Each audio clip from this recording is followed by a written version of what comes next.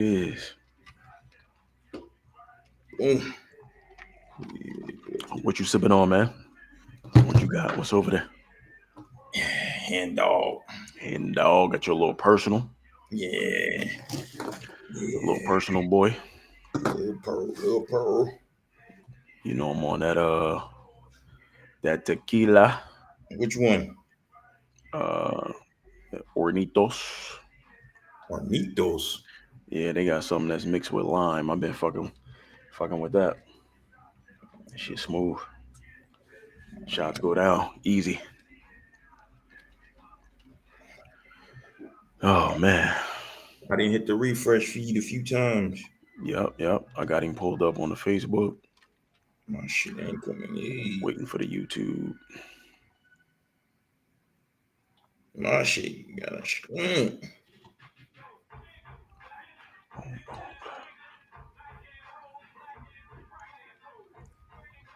No. My shit still ain't. You I can figure never it get out? the YouTube to pop up. I ain't got the Facebook up yet. Go to the There group. we go. Go to There the we go. There we oh, go. you got it? Yeah, it just came up like 20 You up, seconds you ago. up, you up. All right. Take my BCB powder in case I be getting fucked up, you know. You know what I'm saying? You know what I'm Might saying? be a problem for you. Nah, because I ain't got a drink tonight. So, oh, do I? Oh, yeah, I do. It is on me, huh? Yeah, it's on you. So, bro. But I don't know. I mean, these questions ain't, they like Who is with the yo? Who is with the yo? what Jimmy Shit. Hill. Oh, what's good, baby? What's good, Mr. Hill? Jimmy Hill was good.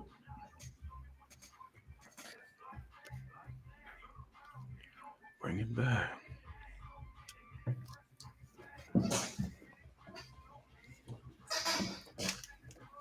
Oh, there we go. What that nigga YouTube say? Add up YouTube be tricky, boy. difference between winning and losing. There we What go. this nigga talk about? What P What, talk? P? Yeah. Add up all them itches, and that's the difference between winning and losing. I think that's a quote from Any Given Sunday because that's my background. I Oh. think so. I ain't seen that movie in That's so the only thing that makes sense.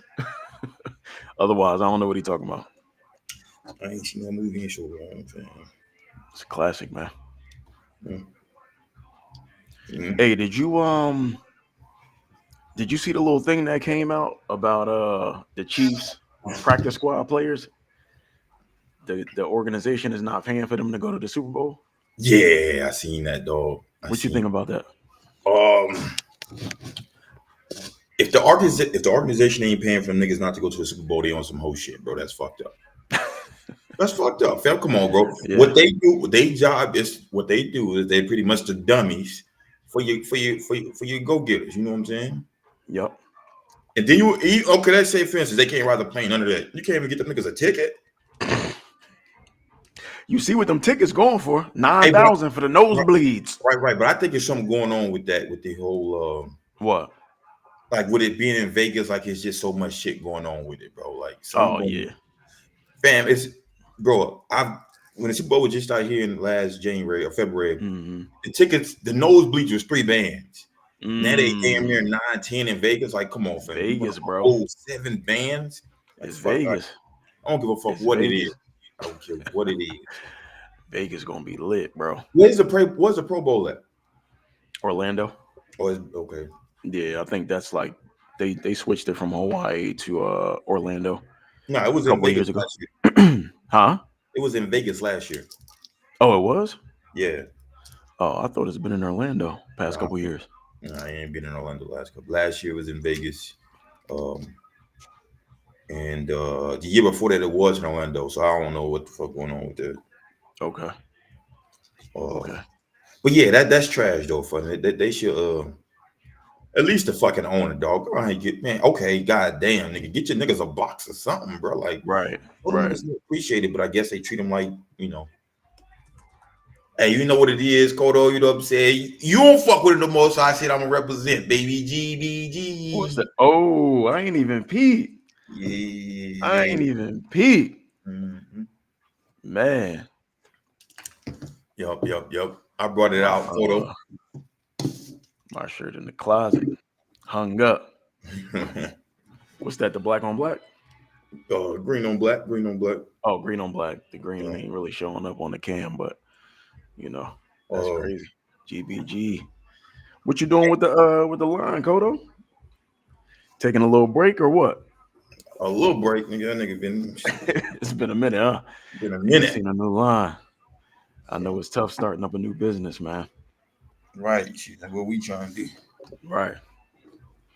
We only got 3. Let it cook for a little bit more. Yep. Let that shit marinate. Let it marinate.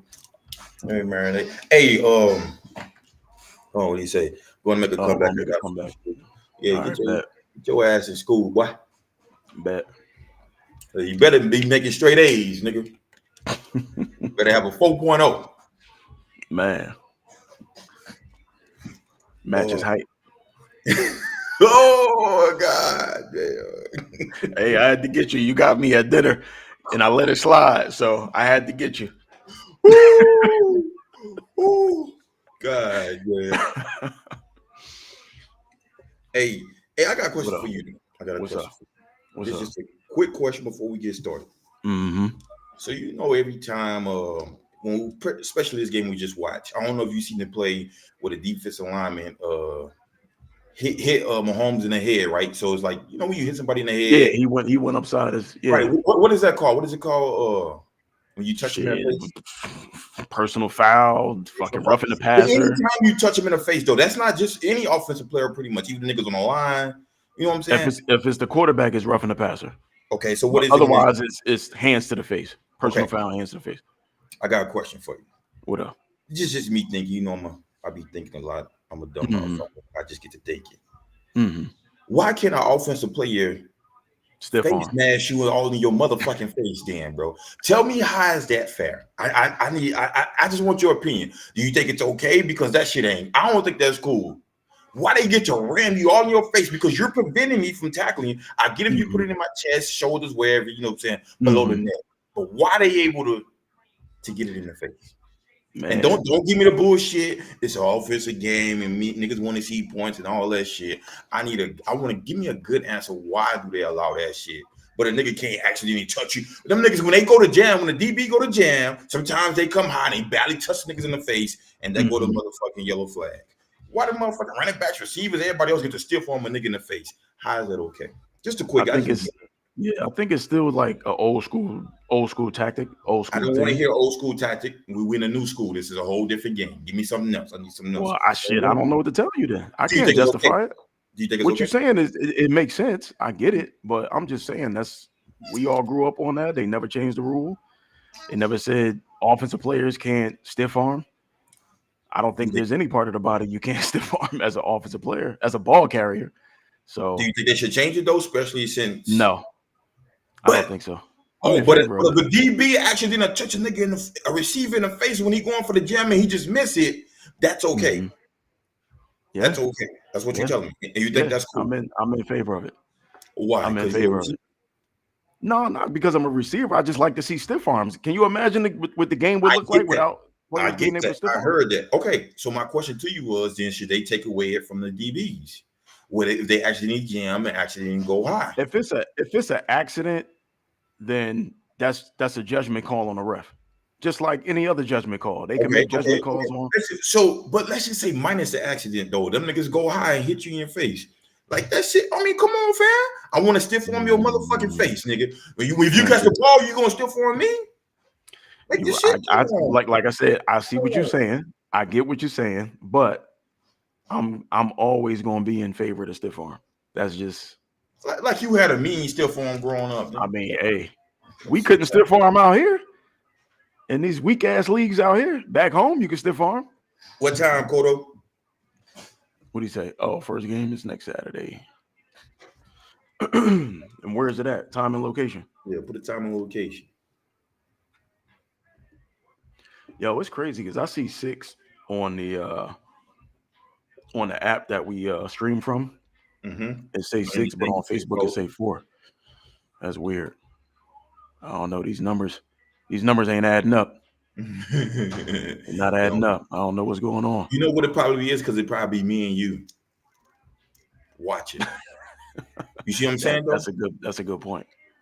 That's the only thing I could think. Schedule come out next week. So it's just me, you, and Kodo? That's what you trying to tell me? No, because it's me and you watching from our thing, but it's our shit is what I'm saying. I see what you said. Okay. So 4 people other than, I mean, got you. Schedule come out next week, Saturday morning. It come out Saturday morning on the game? No, he talked not this coming Saturday. I think he's talking about the following Saturday. Oh. Yeah, so yep. It's amigos. All right, let's go ahead and get it, dog. What he talking about? He said the 3 amigos. Trying to get started? You want to get started? How long has it been queued up? 11 minutes. We'll go to 12. We'll see what happens. Go to 12. We'll go to 12. Game Saturday mornings. Where the field at, Kodo? Probably shit way out there by him. What are you going to say? Oh, you're not that far from me. Because he always leaving me out doodle fingers. Doodle fingers. What do you mean by that? Because Kodo didn't. Because he said the 3 amigos, meaning me. Oh shit! I can't tell who on. I mean, I see the number, but it doesn't tell me, who's on. So, no, I feel it. Let's get it, dog. Let's get it. Hold on. Let's get a shot in, man. Let's get a shot in. All right, let's go. Get a shot in. Quick shot. And it better not be no motherfucking fruit punch, nigga. A real shot is straight. Ain't no fruit punch. My shit straight to the head. You see what I got here? You know what I'm saying? Always repping. You see it? You see it? Always repping. I don't know. That shit look light. Nigga, my shit is a glass, nigga. You got it. Okay. It is. We up. ATG. Mm-hmm. Let's go. It is. All right. Get this out the way. All right, here we go. Welcome to Against the Grain podcast. This is episode number 9. We are your host. I am Terrence Thompson. This is my guy, H-Town, a.k.a. B. Murr, a.k.a. Third Ward in the building. Hey, man, it's Wednesday, January 31st, last day of the month. We appreciate y'all joining us. But I know we ain't going to be able to do it tomorrow, so we got to do it right now. What's that? Tomorrow's Black History Month, baby. We got to. Oh, yeah. We just missed it by one day. Yep. And I was mad about it, dog, because I was going to do like a little thing, but I'll wait till next week. But fuck it. You know what I'm saying? Happy Black History Month, our early day. Fuck it. We needed more than just February any motherfucking way, nigga. The day Black History. Fuck them niggas. Fuck them hoe ass niggas, though. But happy Black History Month. Yes, sir. Go on ahead. My bad. Yep. So you already know, man. We start off with the conference championship games. What are you talking about? Keon. Huh? Keon. What? He on what? YouTube? Yeah, he said, "Yeah, I'm in here watching." Yeah, man. Oh, yeah, he had to make his presence felt. Yeah, it's about time, nigga. You 9 episodes late, motherfucker. He behind. Yeah, man. So we're gonna get started with these conference championship games. Yes, sir. Let's get right into it, man. We had a good game this week. We had I don't know if it was a good game, but we had Kansas City against Baltimore, man. Kansas City won that shit 17-10, man. What's up, man? Give me your thoughts, man. Give me your thoughts. What's up? Whoo, man. Where do I start, bro? All right, I'm gonna try to keep this. I'm gonna try to keep it brief. So 3 main issues for me, man. Penalties. I'm gonna start with the penalties. They had 8 penalties, total 95 yards. 4 of the penalties, personal fouls. So those are 15-yarders. Those are the big boys. You can't do that. Those are drive killers, or you can, boost the other team's drive if you're on defense. But bottom line, it's undisciplined. So I put that on hardball. You know what I mean? Like it's absolutely anytime a team get penalties like that, it falls back on the coach, because it's the head coach's job to make sure the team is disciplined, and you can't have those penalties. I just got to give you a little pushback. Go ahead. You finish. So go ahead. They've been disciplined throughout the rest of the 2019 games they played. So because they chose to act a fool this game, I get this was the most important game, the second most important game that admitted to the next one. But they that's the players, bro. You can't put that on. You can't put that on hard, bro. Because them niggas, They didn't know how to act when they didn't win, when they couldn't control the game like they've been doing the last. But go ahead. I just can't let you do that. You can't do it. Bottom line, you can't do it. Right, you can't put that on the coach, fam. This wasn't week 1 or week 2. Hey, we want to get away from the Super Bowl, dog. And he been having them niggas going in line. You can't put that on them. No, dog. You can't put that on. Hey, that's my philosophy. That's what I stand on. Anytime you get personal foul penalties and stuff like that, it fall back on the coach, man. The coach got to make sure. So that you never really seen the Alabama teams get penalized like that, personal fouls. Saban was in that ass. You never seen that. You're talking about kids opposed to grown men. It's a little different though, T. Okay. Kansas City didn't have any. Well-coached team. Andy Reid. In control of the game. Who wasn't in control of the game? I say they was in control of the game. Kansas City? Baltimore I get it. It was a close game, but they was in control no matter what. They had that shit how they wanted. The defense. I'm gonna let you gotta finish, but I'm just telling you can't put that on Harbaugh because they was in line with all the other games. All right. They chose to fuck up. And like I said, you can't have it. We can agree to disagree. Okay. I understand what you're saying. They grown men, they professional players. I understand that. And yes, it does fall back on the players, but I feel like it's the coach's job to keep the players in line. Okay. I get it. That's where I'm coming from with it. Okay, so they don't get in line. What are you supposed to do? Say you out the game, motherfucker? Yeah, you're not going to cost us. You're not going to keep costing us with doing dumb shit, especially after the play. Okay. I can understand if you're trying to make a play and you cause a penalty, a pass interference, like we just talked about, hands to the face or something else. I can understand that. But if it's after the play, those are inexcusable. Okay. That's where it's like, bro, like, come on, man, you killing us. You just had a big play. Prime example was Zay Flowers. He made a big play. I get it. You're emotional. You hyped up. You just, you know what I'm saying, did your thing. He stood up, spiked the ball, stood over the dude. You can't do that, bro. Old boy was grabbing his leg. I don't care. You don't stand up over him and spike the ball. You can't do that. Who gonna call? So what you gonna call? The ref called what he saw. That's taunting. You can't stand over the opponent. Number one. Number two, you can't spike the ball over him. You can't do that, bro. I can't argue with it. I can't argue the call. I'm just saying, like, I get it, bro. He was just. I understand. He hyped up. He's a young player. He's going to learn from this. Hopefully, they get back in his position next year and they learn from it. But okay, what's the next point? What's the next point? Next point, bro, is the lack of run game. I don't know what the fuck. And I told you about this when they played Houston the week before. I told you, I said, bro, if Houston can't stop the run, it's going to be a problem, right? Against Houston in the first half alone, both running backs, Gus Edwards and Justice Hill, combined for 11 carries. They had 11 carries for 45 yards. No, it was 6 carries. Huh? It was 6 carries, bro. No. This is against the Texans. Oh, it's Texans. Okay, right. Okay. Against the Texans alone, they had 11 carries for 45 yards just in the first half. Against Kansas City, the entire game, they had 6 carries for 23 yards. Kansas City, coming into this game, during the season, they had the number 18 ranked rush defense, bro. Had the number 4 ranked pass defense. For some reason, Baltimore thought they could pass the ball against them. I have no idea why they took that approach. For me, that goes on the OC. Absolutely. That's not for you. That falls back on the OC. I don't know why they abandoned the run game. I think Gus Edwards had 3 carries, and they both had 3 apiece. They both had 3 apiece. Zay Flowers had 2 carries, and then Lamar led the team in rushing. Most of those was, him running when the play broke down. But I just don't understand why the philosophy changed just because you're going against Kansas City. And they got a weak run defense. I don't understand why you don't try to establish a run and then set up the pass. Why do you go pass heavy? Pass. And a lot of their passes, I felt like they were trying to target down the field, 20 yards or more. And even though the offensive line gave him all kinds of time, he was sitting back there and couldn't find nobody. And that leads to my third point, and that's Lamar, bro.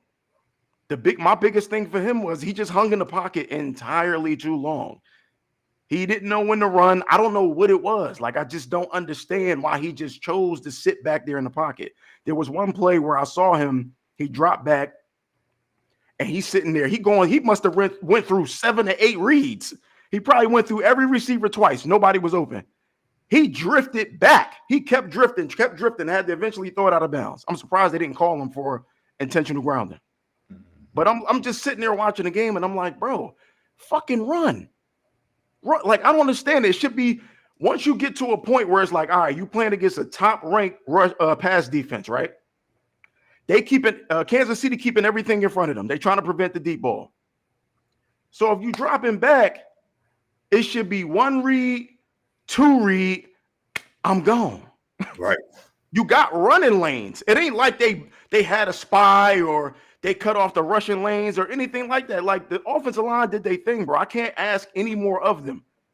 Do you really get the offensive line that much credit? I don't think I'm not saying that they did a bad job. I just think the way what's the DC name for Kansas City? Fuck what that, whatever his name is. He just told them don't come in hard. So all they was doing was playing patty cake to keep on closing the pocket. I ain't saying because they O-line, Lamar makes his O-line look better than what he is just because of his run ability. But I do agree with you, dog. He did not run enough. It was so many, when they give us a field view, like, bro, you seen so many holes where he could be going for 10, 20, 30 yards.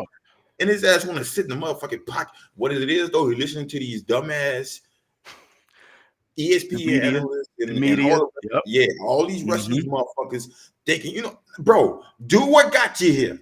Yep. Don't change. They seen what you did in college, bro. Do what got you here. Bang. If you go 1 read, 2 read, 3 read, let's go, nigga. What you going? You're going through 10 reads and doing all this book. And that's why I told you. Is he a good quarterback? He got he is. But ain't no way in hell as a receiver I would want to play with this man, dog. It ain't happening, fam. I can't do it. And I disagree with you previously, but after watching that, it was sad, man. I'm sitting there and I'm like, after watching it, what? I changed my tune. What's the tune? I would not play receiver for him. I wouldn't. There's no way. I'm not about to just be out there running routes. Bro, you got to understand how many possessions they get a game. Between 20 and 20, 30. Maybe 15, 30 possessions, you think? I think that's a lot. I don't want to say 30 possessions. That's a lot of possessions. I want to say 10 to 15 possessions. You get 10 to 15 chances to score. So out of those, second, third, fourth down, like first, second, third down. Is that just the possession? Okay, gotcha. You're guaranteed each possession. You're guaranteed 3 downs. Yeah. Okay, I got you. You see what I'm saying? So as a receiver, even with the game plan coming in, like, we're not going to try to run the ball. Obviously, that clearly wasn't the game plan. It was clearly let's try to pass. Even in the second half, they didn't even make adjustments. The game was still close. It's not like they got blown out. They lost by a touchdown. That was a fucking scramble. Then Zay Flowers just took off and Lamar let it go. You know what I'm saying? It was nothing like let me hit you on this post curl, come back. None of that shit, dog. Like, I don't know, man. I felt like they targeted Zay Flowers too much. Yeah, like he was involved the entire game. They even gave him 2 carries, and then he was the one he fumbled. Now, granted, I get he was trying to make a play. I understand it. But it just can't happen, bro. It can't happen in that situation. It can't happen in the AFC Championship game, and it damn sure can't happen against the Chiefs. I can agree. I mean, that happens a lot, though. You see this happen a lot. It does. Yeah, it happens on a consistent basis. Trying to get in the game, dog, and so I'm not mad at it. It is what it is. As long as I can respect it. He was trying to make a play. You see it happen all the time. They extend the ball, trying to get the touchdown. You know, we all gonna say, in hindsight, but shit, if he'd have scored, then we wouldn't have said nothing about it. Old boy just came and made a good play. And it might have been a different ball game if he scored, because that would have swung the momentum. Right. Once he fumbled, it was like, damn, that just sucked the wind out of him. Man, it did. Because then it stayed at what, 24-7? Or was it it stayed at 17-3. No, it stayed at 17-3. 17-3, you're right. Yeah. Yep. No, 17-7. 17-7. Yeah, 17-7, because they eventually kicked the field goal. So that would have made it 17-14. So now it's a 1-score game. Right. So, some of my takeaways, bro, I just felt I said this last week on the pod. Odell's not the same player, but I just think they didn't get him involved enough, bro. You know what I'm saying? They want to try to get him involved oh, it's fourth quarter, man. We need you to go make one of them spectacular one-hand catches. Like, nah, bro. You got Aguilar in before Odell now. Now, that's the shit I can't agree with, bro. Like, I'm not saying Aguilar's a bad player, but he ain't nowhere near better than old fucking Odell, even at the stage Odell's at right now, bro. Like, come on, man. Get this nigga in the game. Get him involved. Get him them catches. You know how I said, if you keep the receivers, and you know Odell, he ain't as bad as he used to be as far as the defense shit, but get this nigga involved, man. Give him a slant, give him a curl, give him a dig. Right. No, I don't care. None of them niggas. But when you in like, oh, we gotta get a long play. Now the DBs are more in tune. Like, oh, I'm about to just play on man press, take them outside, ride them to the out of bounds. You know, they whole concept change because they know you just trying to throw the ball. So now they just want to force on the ball now. Like, nah, bro, that's bad football. It was bad football all day by Baltimore. I didn't like that. They game plan at all, like you said. That shit was just terrible. And Mark Andrews, why would you have him play and only give him 2 targets? I think they was just trying to. I don't think he was fully ready, bro. This is his first game back. I think 2 targets is okay because you got Likely who then came and developed and improved himself. So how many targets did Likely get? No, that's where I was going. This is where I was going with. It ain't about the targets with Likely. Now, I seen some of y'all talk about the whole when Lamar threw that pick. He threw it in triple coverage. When he seen it, it was not triple coverage. Because they showed the behind the field, behind the goalpost, the end zone look. Yep. Yeah, it wasn't triple coverage when he seen it, even though he seen it too late. And once he seen it, the safety seen like everybody else seen it. You know what I'm saying? But to me, on that play, should have been a flag. Because the ball was still in the air before the dude picked the ball and they pushed him from behind. That should have been a penalty. And then the other penalty was on he did the curl and release. He was past 5 yards and the ball in the air. They ain't called that play either. I ain't gonna say the game is rigged on that, but those are 2 big plays. Well, again, I'm not gonna say it's rigged because there was a few plays where I seen that I thought they should have gave to Kansas City. They ain't get to Kansas City. I ain't think this game was rigged at all. I just think Baltimore and Lamar, them niggas choked. They was choking on the motherfucking dick this week, nigga. They choked like a motherfucking dog. They played bad. They played their worst game they could play at the worst time, fam. Like the game before the Super Bowl, bro. And I think if they'd have made it to the Super Bowl, they definitely won this motherfucker. But they just played. It was just a bad game plan. I ain't gonna say Lamar played real bad. He just didn't run. That's what he didn't do. To me, that's playing bad. And he turned the ball over twice. He threw that pick and he fumbled. No, he fumbled. He got this fumble wasn't really his fault. He stepped up in the pocket. Oh, okay, yeah. That wasn't. He wasn't holding the ball late. Then he was about to let that bitch go for a long 9 route. So that he was about to let it go. I still gotta get that his fault, right. But I mean, he was what? What was he? He was 20 for 39, 272 yards, 7.4 average yards. So he didn't do that bad. My question: 20 for 39? That's almost. That's just under what? Yes. 50% completion percentage. He over 50. He over 51 points. A little over. A little bit. No, it's a tad. It's no. But it's like I said, more. Like I said, that falls back on the OC because he shouldn't have to throw 39 passes. He shouldn't, especially if you're only losing by a touchdown. He shouldn't. I don't understand that. But I do have a question for you. What up? Now, since we kind of met, I kind of been like a big time Brady fan, and you didn't like my guy Brady, right? Originally, no. Before he went to the Buccaneers, before he went to Tampa, no. Why did you not like him? I want the reason why, not like the main reasons why, what we kind of like talked about. Okay. The reason I didn't like Brady, first of all, I didn't think he was as good as people were saying he was. That's number one. Number two, I felt like the majority of the Super Bowls they won was on the kicker. At least 2, maybe 3 of them. I got to go back. But I feel like 2 or 3 of those Super Bowls that they won was on the kicker. The first two was the kicker. And I felt like he was just checked down.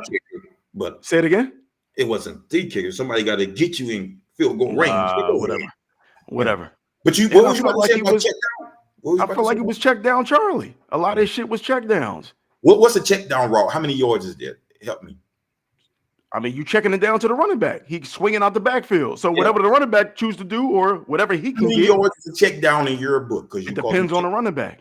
I didn't ask you that. It could be 1 yard. It could be 20 yards. It could be a fucking just give me a check down. Like it could be like 5 yards. Within 5-6 yards is pretty much a check down route, right? I mean, if it's enough to get you a first down, it's effective. Okay, but I'm saying to your point though, 5-6 yards is pretty much check downs, right? For the most part. All right. Now, I ain't saying you said this, but you know, a lot of motherfuckers been giving Mahomes a lot of credit for this game. You know, putting him into a conversation as a GOAT. We seen the shit that Watt said. They put him against a whole bunch of different quarterbacks, and he was better than great, all-time great.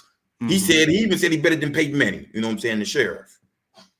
You talking about J.J. Watt? Yep. J.J. Watt said he's better than Peyton Manning. Peyton Manning. The only people, there's only two people he didn't give it to, which was Brady and Montana. Everybody else, they said he said he better than Rodgers. Everybody. He said he better than Bradshaw. What's the quarterback from Denver? He said he better than Elway. All of them. He didn't name Marino, but I'm pretty sure we can all say he better than Marino. Right, yeah. But this past weekend, I would say Mahomes is checked down Charlie. Would you say or would you not say? You think Mahomes is checked down Charlie? This weekend he was. I can't say that. You can't say that? No. He only had 2 passes. You got some stats to support?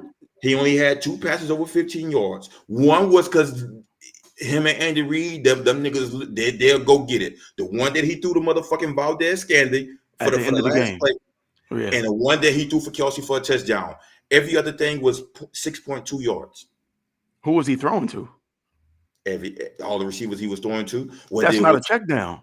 That is a check down. Bro, a check down is a throw to a running back, not a receiver. If the route is designed to go 5 or 7 yards, that's not a check down. No. That's a check down, baby. Bro, what? It's within a short. So look, I get what you're saying, but he's only 25 yards. So what does Kelsey do? He run 5 yards and turn around.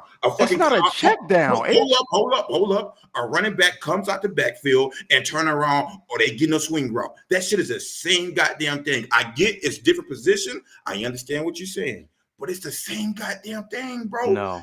If you're throwing 5 yards, that's a check down route. No, it's not. That's not a check down, bro.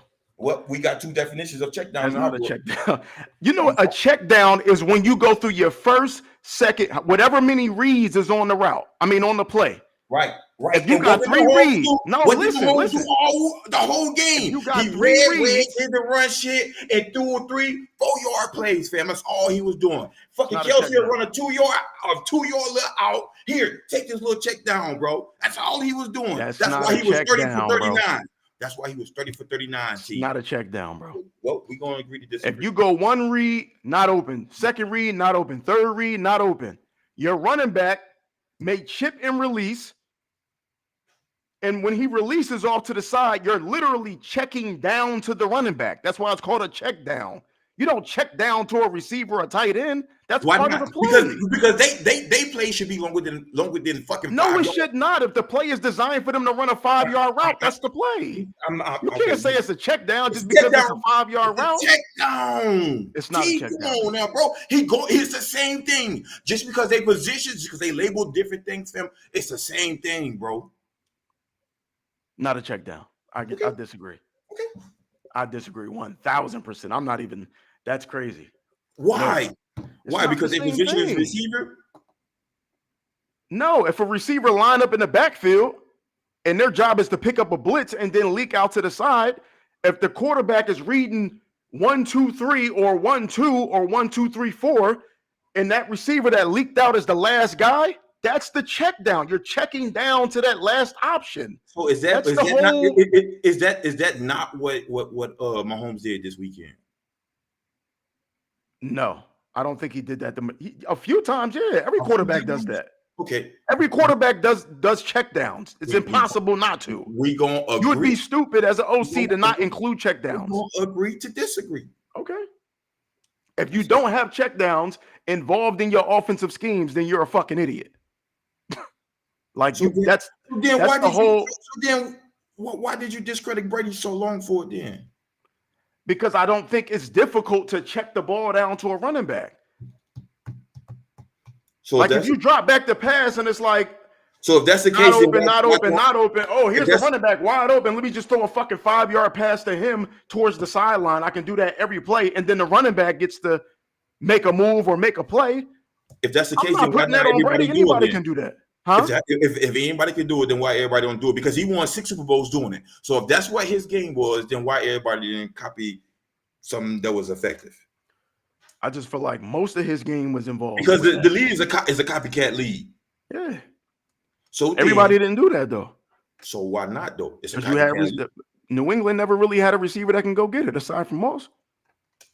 But it's a copycat league, so why not? That's on them. Maybe they should have copied it. Shit, I can't tell you why they didn't copy that shit. Well, maybe he wasn't a check down Torrie like you tried to say. But when he got to Tampa, it was different. I saw a different part of him. I watched him a little bit more closely. I watched how he maneuvered the pocket. So you didn't see that when he had Moss? No, all he had to do is drop back 7 yards and throw the shit as far as he can. What are you talking about? So that's all he did? During that year they had Moss? Yeah. Yes. You fucking out your mind. Fam, he would throw it to Moss. It was double or triple in Moss. You said this, all he did was drop 7 yards and just throw it to Moss. Fam, he had 50 touchdowns, 50 passing touchdowns, and I don't know how many yards. I think it was over 5,000 yards. He had to be. You out your mind. That was the majority of the game. Let's go up top to Moss. Yeah, he had Edelman. He had some of the other little guys. But come on, man. This ain't a Brady conversation, though. It ain't. I just wanted to, get on your check down my homeboy to what he did. Check down my homes. No, my last little point from this game is what's your take on now I know you're gonna say, of course, it's making the league money. What? Why we gotta keep seeing Taylor Swift? Like, come on, fam. You just answered the question. Come on. It's money, man. It's a business. The NFL is a business, brother. It's an entertainment business at that. It's not even just a business. It's entertainment. And Taylor Swift is one of the biggest music artists in the world. So bitch trash. It is what it is, man. So I know you don't know this, but why they ain't show her ass when they swag surfed on her ass, just to mock them for what they was doing. You see, since y'all want to show us so goddamn much, I want to see her reaction. Yeah, they cut. What was she mumbling? After they swag surfed, cut to her. What she say?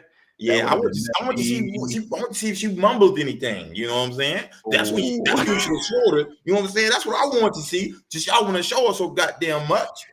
Shit. Let me see what she mumbled. You know what I'm saying? We all read that. I don't know. I'm not gonna speak for her. Yeah, I'm not gonna speak for her. I don't know. You already know the Super Bowl about to be crazy. But I told you last week. I can't agree with that. The Kansas City Swifts. We ain't gonna agree with that though, just because your boy played, he shit the bed. But the game plan was shitty. No. You can say the game plan was shit all you want. We seen holes open up like the mother. I ain't gonna say that, but we seen a lot of holes, and your man didn't take advantage of them, bro. That's a fact. So that's a fact. You need to go talk to your man. Hey, dog. You know what? I'm gonna say this shit right now. This might be a bold take. It might not be a bold take, but I'm gonna say it right now. Don't tell me you about to say that these niggas are gonna win a Super Bowl next year. Lamar Jackson will never win a Super Bowl. Ooh. He will never win a Super Bowl. I'm gonna say that. He just showed me that he is incapable. He doesn't have what it takes, whether it be mentally. I know he's got the physical tools, but as he gets older, his ability to run and do all that shit, we already see he done took a step down. The play he broke and the DB was on his ass, he should have just took off. He don't have the same speed. Lamar's not as fast as he used to be. It's clear and obvious. And P made a point. He said, do you think he's hurt? I don't think he's hurt. Hell no, there ain't no point. P didn't make no point. There ain't no point. Well, he raised the question. Shit, ain't no. He raised the question. I don't think Lamar's hurt. I don't think nothing's wrong with Lamar. I just think he got slower. He added a little bit of weight to his frame, and I get why he needed to do that, but nah, Not man. really, because he get down now. You know what I'm saying? Once they about to hit him, he I gets mean, down. you still got to protect yourself. You're gonna get hit, but you still got to protect yourself. So I Well, think that was the reason why he added the weight he in need to case take he that shit do off. get hit, huh? He need to take it off. Maybe he do that next year. If he do that next year, I don't know. Somebody But said like you I hate said, black he ain't getting quarterbacks. no younger, huh? Somebody said you hate black quarterbacks. No, I don't. You can never say that. Not about me. No way. Not about me either. I don't hate him, just don't want to play with him. Nah, Man, man. He's they not going, bro. I can't agree with that take. You know they OC is gone, right? They fired him. No, he got a job somewhere else. This was his first year there. He gone, bro. You sure? I'm positive. What's his name? Todd Monkey, some shit like that. I can't remember his name, but he out Bro, there. no, I don't think so, fam. Somebody fact check that. Nah, bro. No, this is his first year there. Because he done got fired. He wouldn't have just walked away. If he got offered another job, why not? Coaches do that shit all the time. I get that, but you just the DC. Smooth said it's the DC. Yeah, I stand corrected. Yeah. Appreciate you, Smooth. Yeah, DC gone. Yeah, That's a problem for them, though. Unless Is they bring in somebody else. Is it? Because, I mean. Oh, he said the Seahawks got him, so that's a good pickup for them. That's a good pickup. Maybe not. That's two good DCs they done lost. Who was the first one? We had they old Wink Martindale. Oh yeah, that's right. We had the old DC. So I don't know. I got a question for you though. Talk to me. Before we get to the next game. Talk to me. I got an answer. How much of Pat Mahomes' success would you attribute to Andy Reid? And do you think Andy Reid is in the conversation as the GOAT coach? Man, this shit ain't fair. You ain't see that one coming. I came out of left field on you. I never like to give coaches credit for the ability of what a quarterback can do. Because, and the reason why I said that, because what Mahomes doing ain't what fucking Andy Reid calls. That's the stuff that he's doing is, he is who he is. So I can't give the success of Patrick Mahomes to So you think Andy Reid? Let's quickly he's a good play caller. Okay, let's quickly. Well, he didn't call the plays when Bieniemy was there. Yes, he did. You think so? He just did it. What he did was he gave every play I want to do before the game start. Bieniemy, we gonna make you look good, nigga, and go ahead. So why you think Bieniemy was arguing with Pat Mahomes that game last season? They got into it. He's a part of it. I mean, you know what I'm saying? He see this shit. This is what me and Andy went over with. I ain't gonna say, Bieniemy didn't have nothing to do with it. But come on. But again, I know. I'm just trying to get to your question. I can't give Andy Reid. The only thing I'm gonna give Andy Reid is what he did.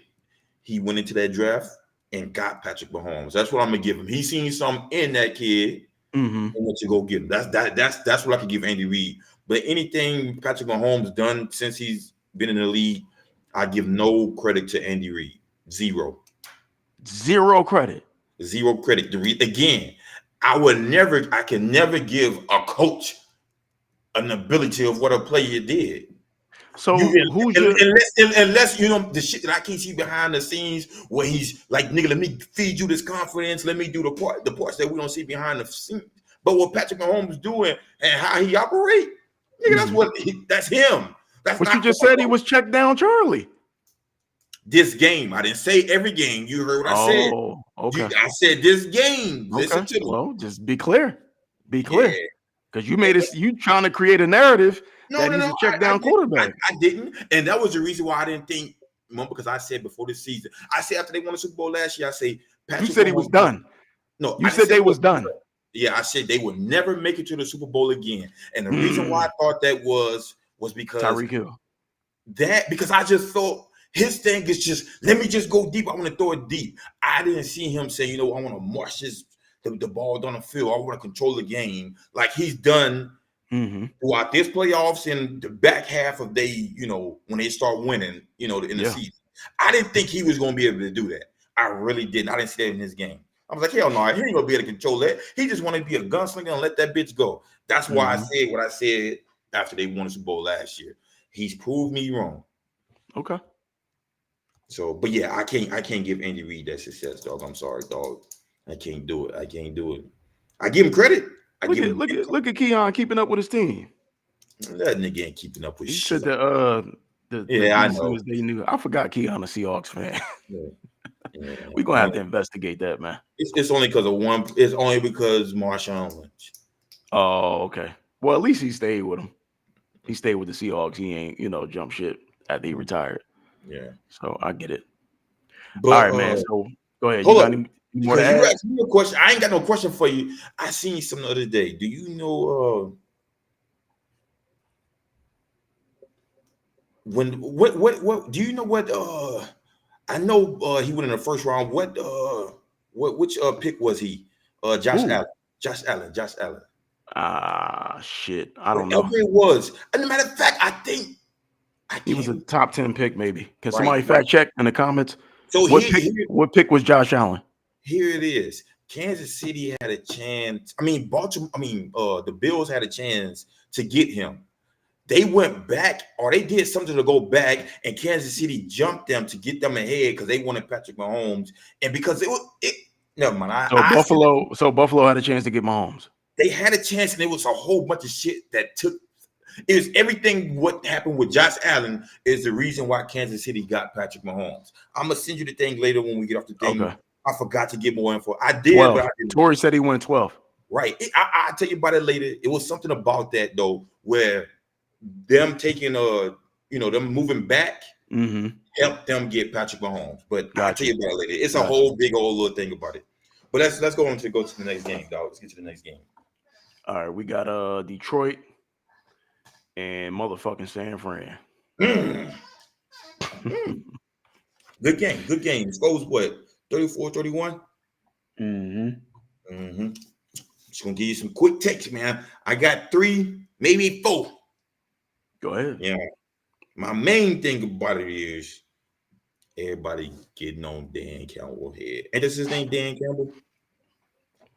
Dan Campbell. That's what you want roll that motherfucking dice. Not in the field goals.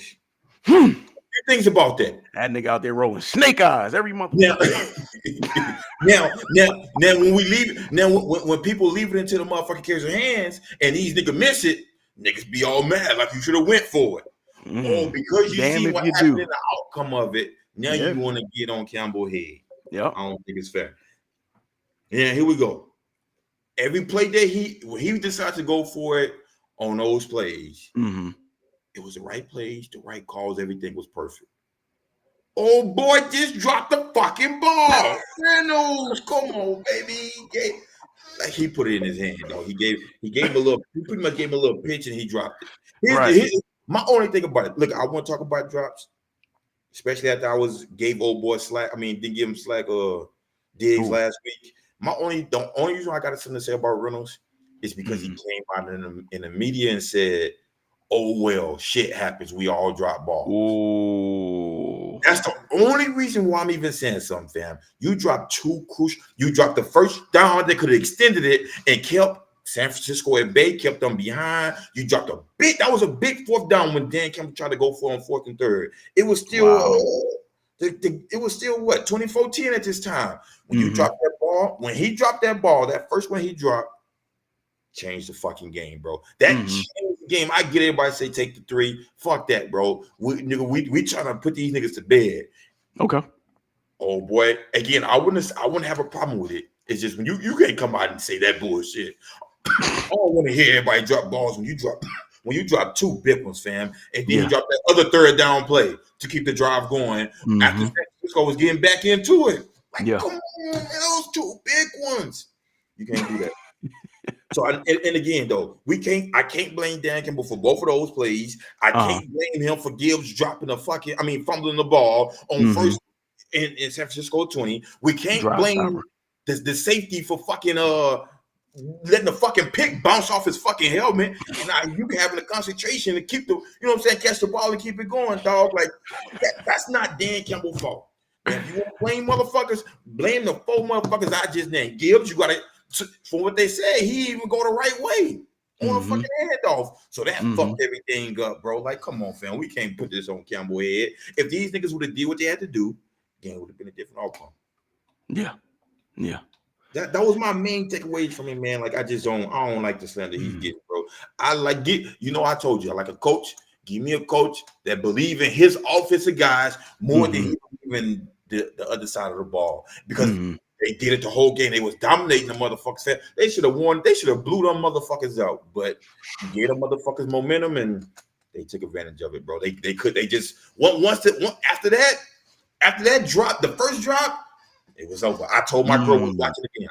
I said, this shit is over with. I said it was over. I promise you, I said it was over. She was like, it was over. They gonna win. I say, shit. No, they ain't. Those she don't know Baby D. That's why she looking like that. She don't know Baby D. She ain't know, dog. She don't know how that shit go. Oh, and I had one more takeaway. One more takeaway. You know I'm big on DNs when they don't do their job. Point them out. Put a name on that bullet. What is this nigga name? I don't even know his garbage ass name. I know he's from Ohio State. I heard they say if you come to Ohio State, you get developed here. That's like one of these slogans when you walk through their whole goddamn thing, like recruiters. Get developed here at Ohio State. They got two. They got 2 pass rushers from Ohio State. So which one you talking about, brother? It's one. What is his name? What is the nigga that got traded from the Redskins? Oh, what is his name? Chase Young. What's his name? Chase Young. There we go. Chase Young. Dog. His piss poor play that he's been doing since he got to San Francisco is fucking terrible, bro. My nigga, you're gonna really reach. He didn't even give a good reach when he was trying to make the tackle on Gibbs. Fam, they talking about they considering benching this nigga. No, you don't consider that shit. You bench his ass. You cut his ass. They should have cut his ass after the motherfucking game, bro. They should have cut him after the fucking game, bro. He's been playing just huh? You would have cut Chase Young? I said I would. I would have cut him after the game.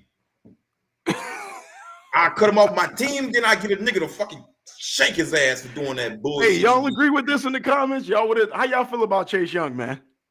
Dog. Go ahead, keep talking. I just want to hear. Here's the thing. He didn't even get the big contract yet. And playing bad like this, bro. You're not getting that shit. Gonna get it. He about to let all these millions of dollars go, fam. At least Joey Bosa, when he start playing like a bitch, he at least got the $170 million. Like, hold up. Oh, Joey or Nick? No, I mean, I'm sorry, Nick. Well, both of them, but I'm talking about Nick right now. Okay. Like, come on, fam. Like, dog, like, bro, I give it credit to Nick, though, this past weekend. He did get 2 sacks. Yeah. No. He did not fall. He had a 2 sacks. He got 2 sacks. Don't do that, because one of them was the right guard fucked up and didn't do his job, and that was the reason why he got the sack. It was an easy. The first one was an easy sack, bro. Yeah, easy. It was easy. Bullshit. The second one, he put in a little work to get it. You know what I'm saying? So but both of them niggas, them niggas need to. I don't know, dog. Shit. I think San Francisco shit. I take my losses, nigga. The shit will just be on the books. I'm cutting both of them. Both of them. $170 million, fam. Come on, bro. We can't do that, dog. Chase Young and Bosa, dog. Both of them off, man. I don't know, man. I don't know, dog. So I'm gonna just piggyback off of what you said, bro. For the most part, I agree with you. Start with Chase Young first. Piggyback. Start with Chase. Well, I wasn't gonna mention him. I wasn't gonna mention his name because his name wasn't mentioned during the game. So why the fuck would I mention him? You know what I mean? But too many drop balls, bro. Like you said, Reynolds, not only just dropping the ball, but dropping the ball in key moments, and then having the attitude of saying, "Oh, everybody drop balls," and That's some bullshit. And that's somebody I wouldn't want on my team. I'm going to let you know right now. Somebody with that mentality, nah, fam. There's no place for you on this team. If that's what you're going, if you're not going to take accountability and just saying, oh, everybody drop balls. Yeah, that's true. But take accountability, bro. You dropped the fucking ball in a key moment, a key situation. We relying on you to make that play, to keep the drive going. Right. And you didn't come through. And if they ask you a question, you need to stand on it and say, yeah, I fucked up. And I'm going to put the work in to get better so that doesn't happen again. But instead, you say, oh, everybody drop balls. That's bullshit. Me as a receiver, I would never fucking say that. I'm owning my bullshit. Yeah, I fucked up. I'm going to go get on the jugs machine. I'm going to put the extra work in, and I'm going to make sure that shit don't happen again. Right. That's the attitude he should have had. My other take on it, Dan Gamble Campbell. Don't get disrespectful now. Hey, so they went for it was 2 fourth down situations, right? The first one I agree with. I'm not mad at the first one. They was up 24-10. I get it. He trying to put their foot on the neck and go up 31-10. I'm not mad at that. It was 4th and 2. I think they were on San Fran's like 30-something yard line, 28-yard line. Yep. So I'm not mad at that. I'm not mad at that. The second one, I gotta disagree with. 4th and 3. Why? It was 4th and 3. You're down 27-24. San Fran had the momentum. The game had already swung. You fucked. So you need to take points. No, you gotta take the points. Fuck the points. Tie the game up. No. Why change something you've been doing all year? Why get out of character now? Because you're not in this situation. You've never been in this situation. That's why. Don't get out of character. This is the NFC Championship game. It's a chance to go to the Super Bowl, bro. You don't do that. You don't do the same shit you did during the regular season. Don't get out of character. This is a chance to go to the. You can't take this for granted. There's a chance they will never be in this position again. You can't take it for granted, bro. What got you there? He's been doing it all year. Why change now? We just said that about Lamar. He's changing his shit though. But he tried it the first time, and what happened? What happened the first time he tried it? He dropped the ball, right? Take the points. So you expect him to believe the guys that I got on this field, my starting core is going to drop the balls? Is that what you're telling me? So fuck it, go for it every 4th down then. Why even have a fucking kicker on the roster? Hey, I couldn't be no coach because I damn sure would. Bro, you can't do that. You have a kicker for a reason. Yeah, there's multiple ways to score. And them niggas missed them motherfuckers. You're absolutely right. Why they at home? Because that don't fall on the coach. That don't fall on the coach. They miss it. The coach gets more blame if you decide to go for it on 4th down and don't convert. The coach is going to get more blame than a kicker missing a field goal. I don't care. Fuck the blame. That's what I'm here for. Put it on my back. But I'm not putting my motherfucking trust in no motherfucking kicker because we seen these niggas too many times miss fucking chip shot field goals. So don't have a kicker. Shit. Go for it every 4th down. I need them when I need them. No. Yeah. I don't agree with that. I don't agree with that because now your kicker could be like, fuck you. Now your kicker could be like, fuck you. You don't trust me to make these kicks? So in key moments, kickers have won plenty of games and Super Bowls. So you can't do that. And they have lost plenty of games. You're right. Super Bowls and playoff games. You're absolutely right. Nah, I need my momentum back, dog. I'm trying to get my momentum back. I don't want to let a crowd hype, everybody good. And the fucking they playing E40, these niggas doing all that bullshit they be doing in the Bay. Nah, we need the momentum back on our side, dog. We're going for it on 4th and 3. I trust my guys more than them. Fuck that kicker. You stay your ass on that goddamn sideline, nigga. Yep, you're not coming in. You ain't coming in. That's crazy. I know. No. But hey. I just feel do what you've been doing to get you there. Don't change now. When you change your game, that's when you get fucked up. I understand what you're saying, but I just don't agree with that particular situation. I wouldn't have went for that. I would have brought my kicker on. You tie the ball game up, you get some kind of leverage back. It's a chance that he may tie the ball game up. It's a bigger chance than me going for it on 4th and 3 after I tried to go for it on 4th and 2 and I didn't convert. You should be able to give me 3. Go get me If I 3. can get 3, I wouldn't be on 4th and 3. I would have got the fucking 3 on 3rd down. Whatever I needed. It's a reason why it's 4th and 3. We're gonna keep on going for until we get it. Fuck it. I don't blame field goal, bro. Tie the game. You give your team more confidence knowing that the game is tied. There's less pressure on you knowing that the game is tied. Nope. Go get on your motherfucking teammates for fucking up, for not getting the fucking handoff and fumbling that bitch, for letting the motherfucking shit bounce off your. What kind of ball skills you got, son? Letting that bitch bounce off your motherfucking helmet, nigga. You read the shit like this. How the motherfucking bouncing off your fucking helmet? No, you gonna blame them. Go blame them. Don't blame me. I trust y'all. That's why I'm going for this motherfucking shit. Nigga, no. You a gambling nigga. That's why you fucking, you know what I mean? Nope. That's why. Nope. That's why you have that philosophy. It's like, fuck it. I'm going to deal with the consequences. If I don't fucking get it, I'm going to deal with the consequences. But if I convert, I'm the best coach ever. I'm the hero. The risk to you is worth more. It's risk worth versus reward. So to you, the reward is worth more than the risk. So I give me, I can't do it like that. You know who I am? You are absolutely right. But I like a coach who believes in me more than he believes in them motherfuckers. Same way when we used to play football together, we said, never mind. But I said that off of air. But you know what I'm gonna say. Right. You know what I'm gonna say. Mm-hmm. Hey, just trust me more than you trust that motherfucker, nigga. And when you do that, hey, coach, whatever happens, baby, I'm gonna live with it. The defense can't get mad. Why you gonna get mad? Shit, go get mad at your safety on the back end, letting that shit happen. Well, hopefully, man, like we said this probably first or second episode. I've been telling you about Detroit. At one point in the season, I didn't think they would make it this far, but this was my preseason pick to actually win the NFC. I should have put money on it. But I don't think they're going to get back here. I think they're done. I think this was their chance. And it's a wrap. I do agree with you to a standpoint of it's going to be hard as hell for them to get back to this. Absolutely. That shit tough. From Detroit being who they've been they hold since I've been born, I don't know if they're going to get back here. Right. Exactly. And they got Green Bay on their ass. And the Eagles are still going to be good. Dallas is going to be good. You still got other teams in the NFC that's going to pose a threat.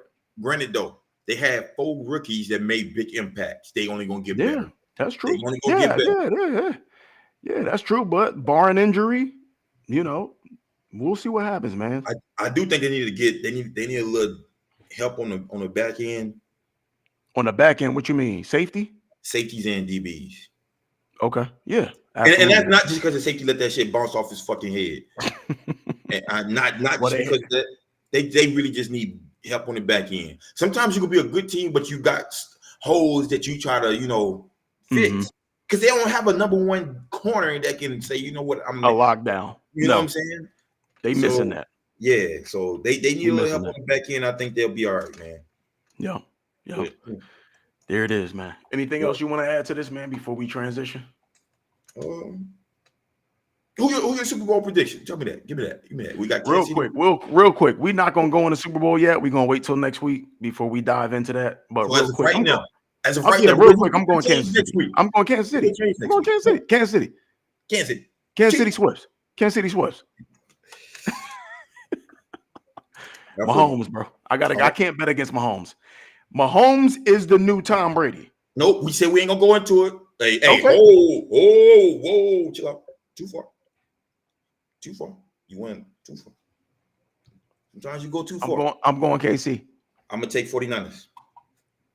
You want to wager? Huh? Yeah, you heard me, motherfucker. Loud and clear. Now you want to crack the fucking Henny. You heard me. How much? Do you want to wager?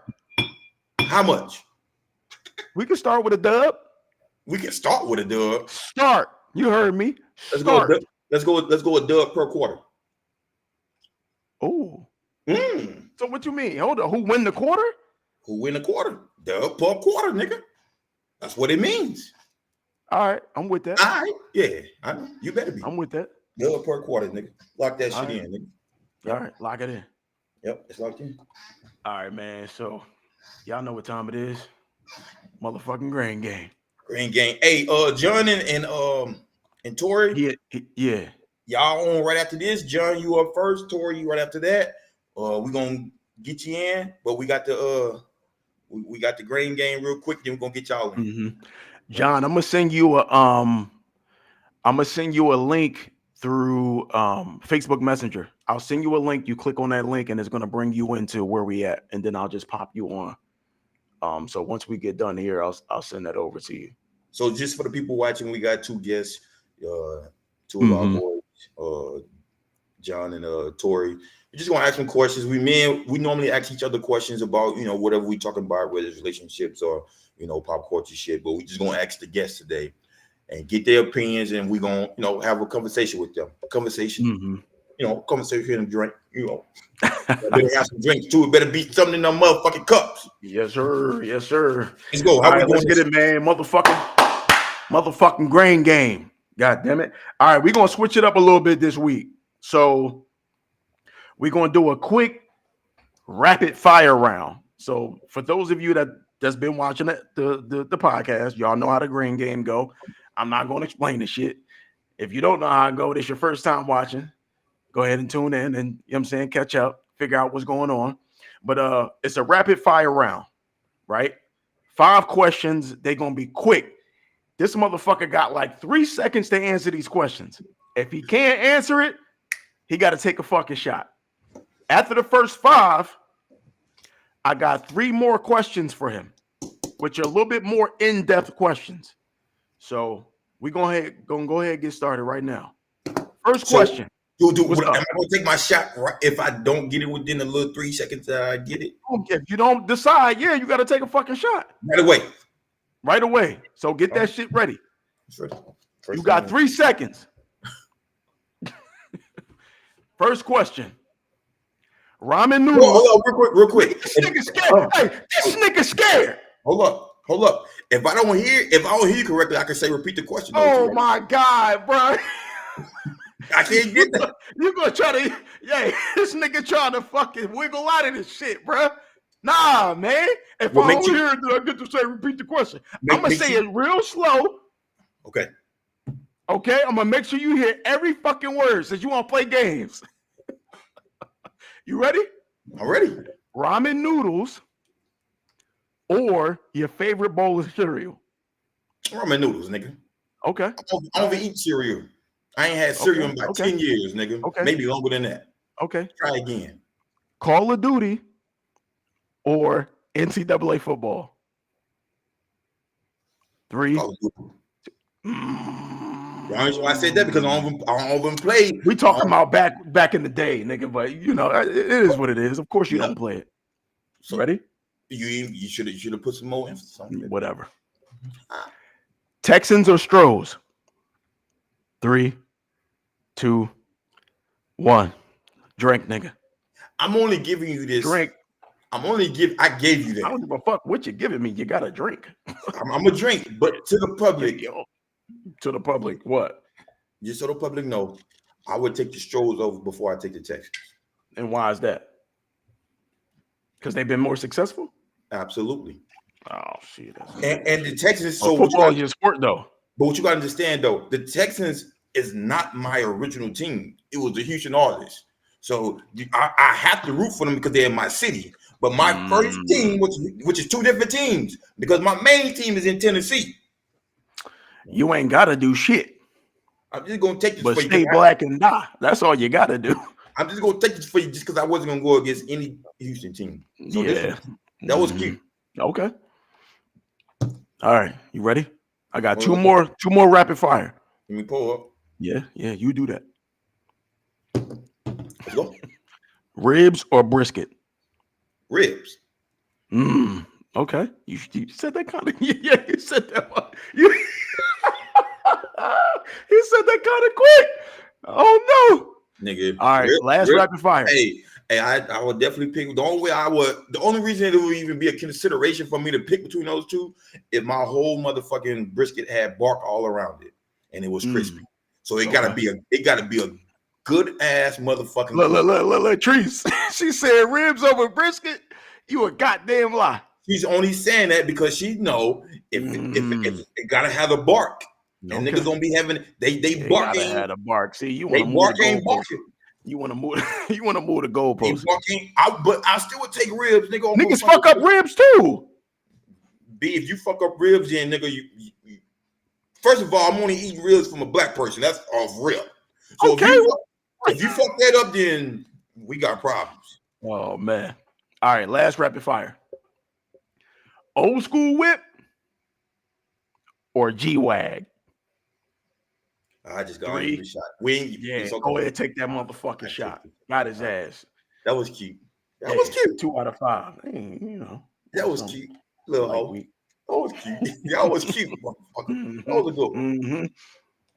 Yeah. Yeah, buddy. You thought about All that. Right.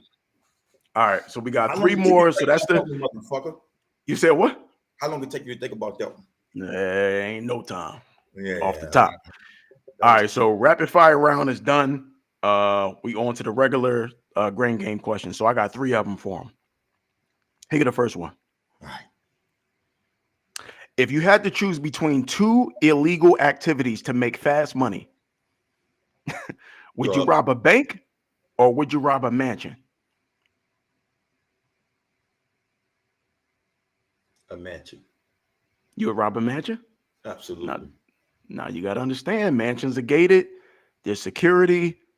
Niggas got all kinds of lockdown measures and cops could be there in seconds. A lot of the time, a cop can be there faster than a motherfucking bank. I'm from Third Ward. I'm from Third Ward. Next question. You said he from Third Ward. Okay. Second question. Would you rather have to score on the final play of the Super Bowl to win the game as a quarterback or hit 2 free throws to win in Game 7 of the finals? Hold on. Say it again. Would you rather have to score on the final play of the game in the Super Bowl as a quarterback or hit 2 free throws in the finals in Game 7 of the NBA Finals? So let me help you with this. I got to help you with this. Are you saying which one is harder? Because that would be a better question. No, which one would you rather have to do? Fair. I'm not going to be drinking then. Why? Because I'm going to pick what football. You gonna pick? Football as a quarterback, nigga. I'm going to get that job done. That's easy. That's easy. But I'm saying, look. So you can't hit the free throws. That's what you're telling me. 2 of them in the Game 7? Absolutely not. I'm not going to hit neither one. I'm not going to hit neither one. And I can shoot, but I can't hit. You can't shoot. How you going to say you can shoot?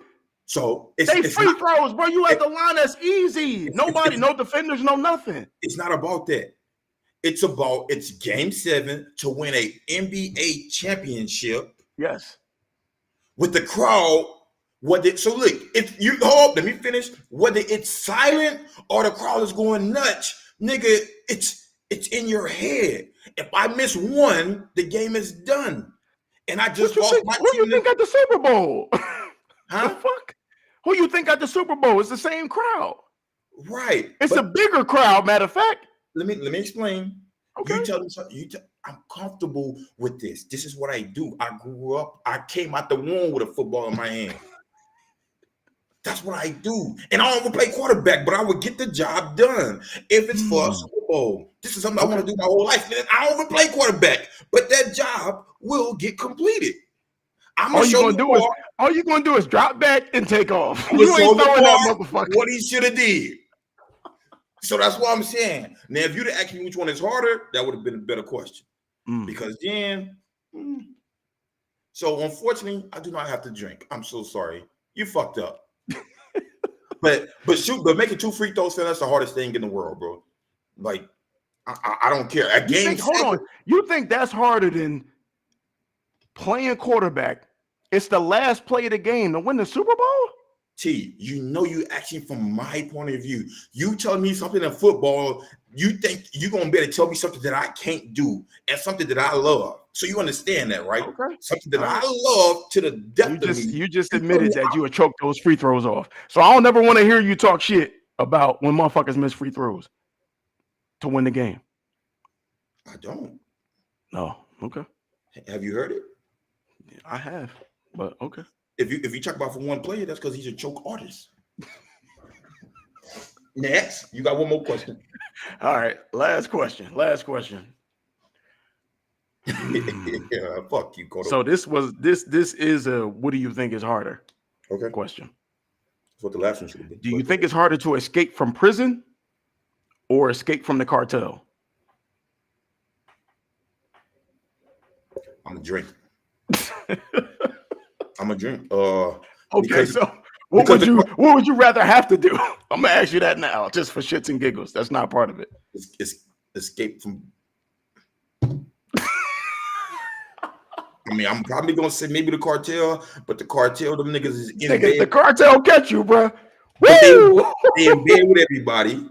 You know what I'm saying? So they fuck with the police, the mob, everybody. So right, you're damn if you do, you're damn if you don't. I'm gonna take my chances with the feds and hopefully, you know what I'm saying. All you doing is going back to jail if you escape from prison if they catch you. Right. Yeah. Most of the time, they might be like, "Oh, he's got a gun," and then blast you, and you're done. Right. But the cartel, they're not just going to kill you. They're going to torture you first and then kill you. Yeah. Yeah. So I mean, that's the difference. Yeah. I'm Peter said, escape from prison. You got multiple chances. Yeah, I ain't fucking with the mother boys. They got it. I ain't scared of nobody, but they got it. They got it. Oh, man. So how many drinks I had? 3. So this is about this. You had 3. I got a drink from the last one, right? You ain't drink from that one? Nah, because you had. It was the question about. Oh no, I ain't have to drink. I'm tripping. I said no. The last one, the prison and the cartel one. Oh, you said which one? Okay, drink. Yeah, you did drink. I didn't do it, but I got to drink. There we go. Woo. All right. So I just, John, I just sent you the link. Woo. Oh, that's 3? 3? You got no 4. Which one was it? You took 4? No, it was 3. It was 3.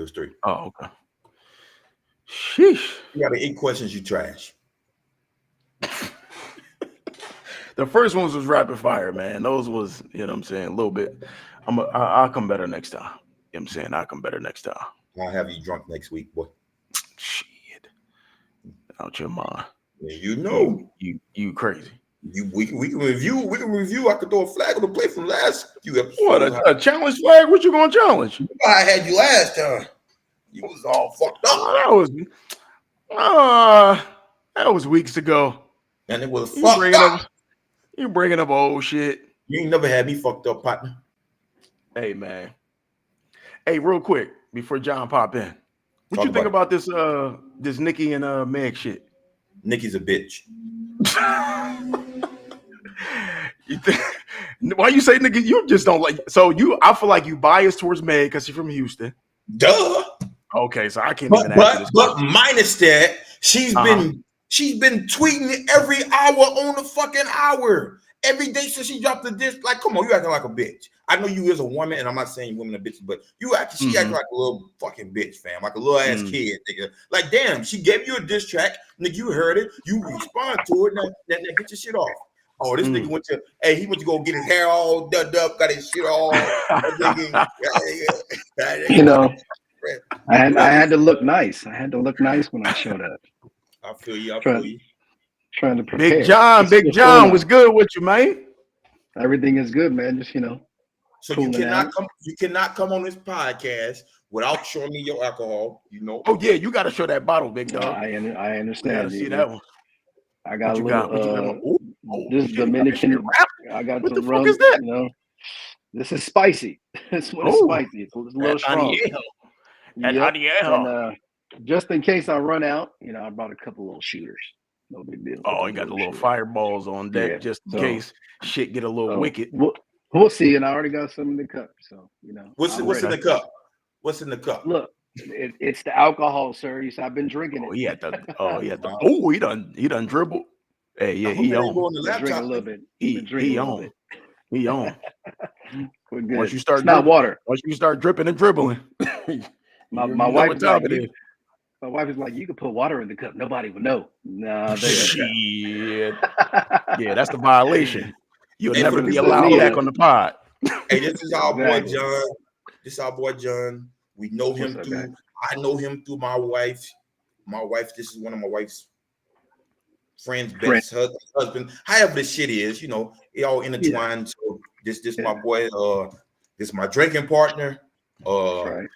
I'm in his circle. If I ever need him at 2:00 in the morning, he put me in that circle. I'm still waiting. You're right here, man. You're Hey, right here, man. I'm telling you, hey, I'm gonna call you ass one of these days just to fuck around and see if I'm really in the circles. I'm gonna wake you up one day. Yes, I'm in that. If I could really call you at 3 a.m. and you like, man, hey, what's up? I'm here. I'm there. He done. Yeah, there it is. But He yeah, might froze up try for a it little out. bit. Try it out. But yeah, this is our boy John, man. Yeah, We got 2 questions for you, dog. We got 2 questions for you. We're gonna let you get back to the bam bam, man. We just got 2 questions. We want to interact with you, get your opinion. For sure. All right. Should I ask him the first question, T, or the ATG shit? The first question. All right. First question. So here's the first. Don't look at Alicia. I see your eyes. Charlie shook over there, boy. Hold on. Good news is, you know, I got headphones on. That's good news. You watch it. That's bad news. My wife is circulating around somewhere. Oh, she watching. Ooh, she better take a seat. I think she's logged in. Actually, I think she's on. Yeah, she in here. She in here. All right, here we go. Either way, go ahead. Here we go. My first question to you is: come on now, hold on. Say it with your chest. Put some bass in that motherfucker. Come on. Don't do that. I am. Okay. Is it okay to let your wife go out with a known hoe if you're not around? I get you probably gonna say, I know your first response is gonna be, I know what it is gonna be. You're gonna say, of course, I trust her. But I want you to elaborate into it if that's not your first question. And okay, let me elaborate, and I gotta elaborate a little further. This is like, so if there's any women in the chat, this is a vice versa question for them too.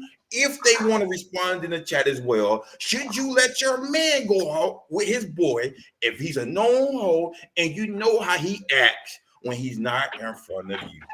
That was my question. And of course, it's not it's about, no, we're going to have this conversation and sit down, because that's not how our guidelines operate. I'm not feeling that shit, man. Like, I more want to make sure me and you are in a healthy relationship, and let's not even go into the bullshit.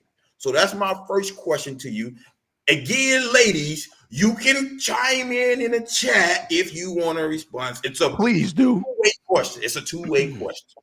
But go ahead, let me get your response, Mr. John. Well, you know, I'm gonna go with no. It's not okay. Yeah. Okay. And I'm gonna explain. You know, that's what I want. And dive deep into it. Yeah, I'm gonna elaborate. Long into it. It's quite funny. That one. My wife and I have had this conversation. We've had this conversation because, you know, that door swings both ways, right? So, you know, if she is with somebody who is known to be promiscuous and is going to put her in a awkward position that, you know, might get, she's always in control of herself and her body, right? For sure. But, you know, the being out of control of your surroundings and your environment, and you know, what you might be uncomfortable with, and you know, perhaps you say hoe, I say promiscuous friend. Perhaps your promiscuous friend. Hey, John, it's all good. Him and I had this conversation earlier, and I tried to tell him. I said, hey, you might want to dial it back a little bit. Say promiscuous, sleeps around, you know, use things like that. But I'm a nigga. I would even. Well, I would. Her promiscuous friend may not have the kind of respect for the relationship that we'd like for her to have. So therefore, she could pressure her into, even if it's a little situation of dancing bear, you know, strip club, dollars in the shorts type of situation.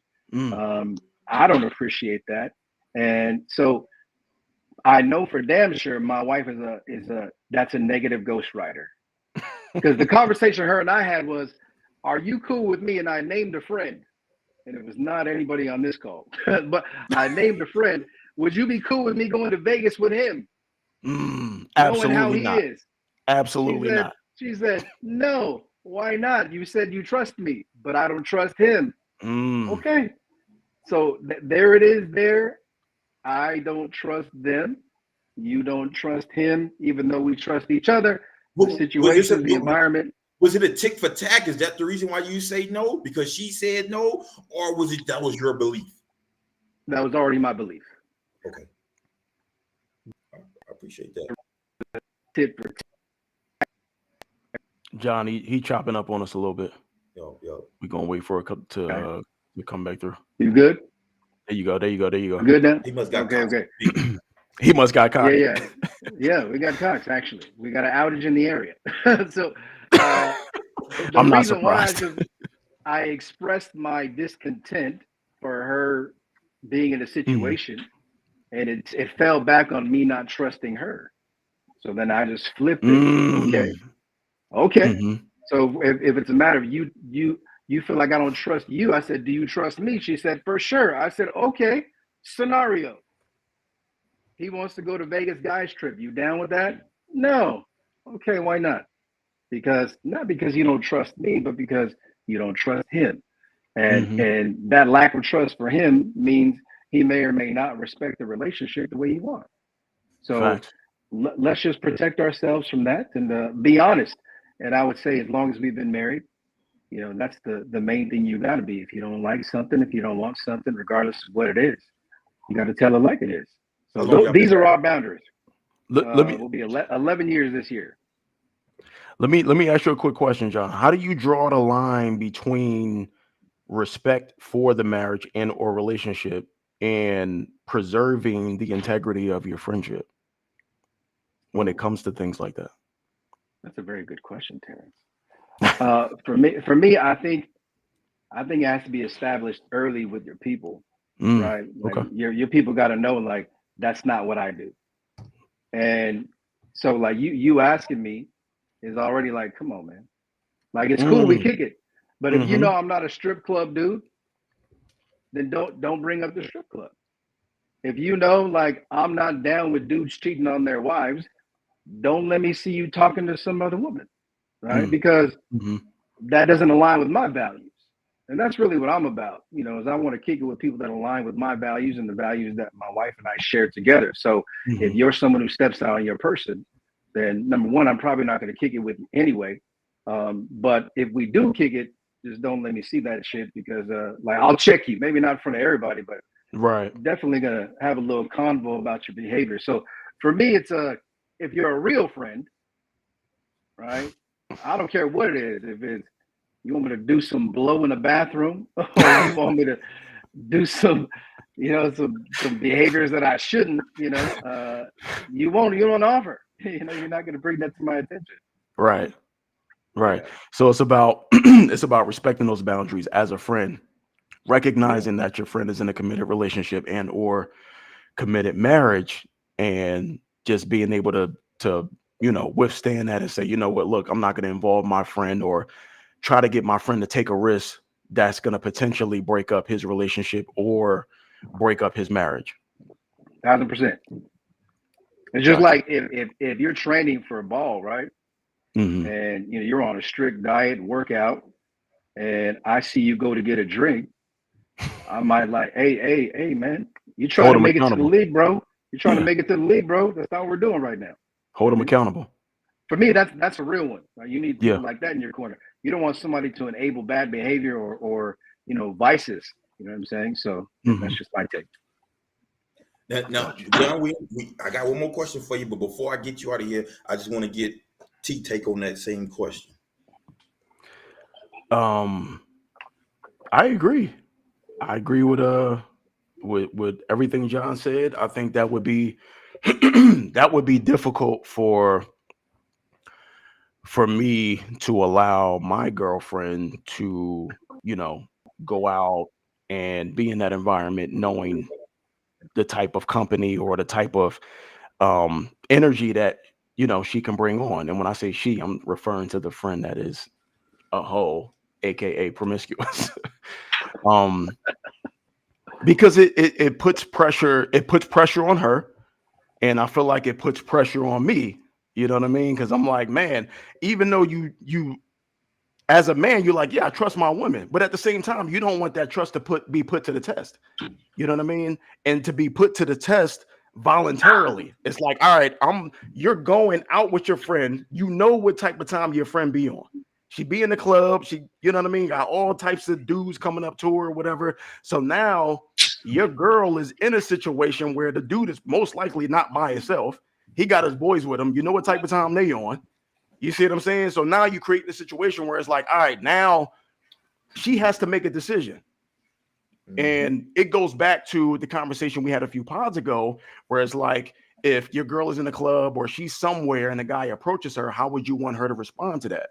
Does she respond out of like safety? Because a lot of dudes is crazy. They don't like rejection. If she just come off and say, you know what? No, I got a boyfriend. You never know how they're going to respond to that. So I would rather my girl not be in a situation where she has to make that decision. So do you feel better, right, on this one? Yeah. Would you feel better if your girl came home and she was like, babe, I want to let you know we went out, okay? Some dudes tried to talk to me, tried to buy me some drinks, but I was respectful, said no, nobody pressured me to do anything. Yeah. It was cool. It was like a chill environment. And we just cooled out. There was good music and whatnot. It was a nice vibe, but it was chill. Like nothing happened. Do you feel better? Does this change your perspective going forward? If it's, so it was cool. There was no pressure. Does this change anything? Because if our perspective is, now I'm going to say it. If the hoe is pressuring you, okay. if the whole environment is what we're afraid of, but that environment was not the way we saw it in our mind.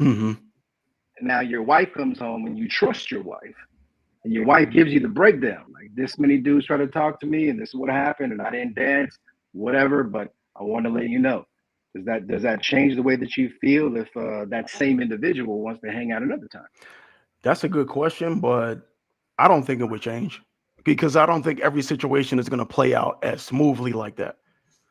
I think the probability of, because there's a reason she's a hoe.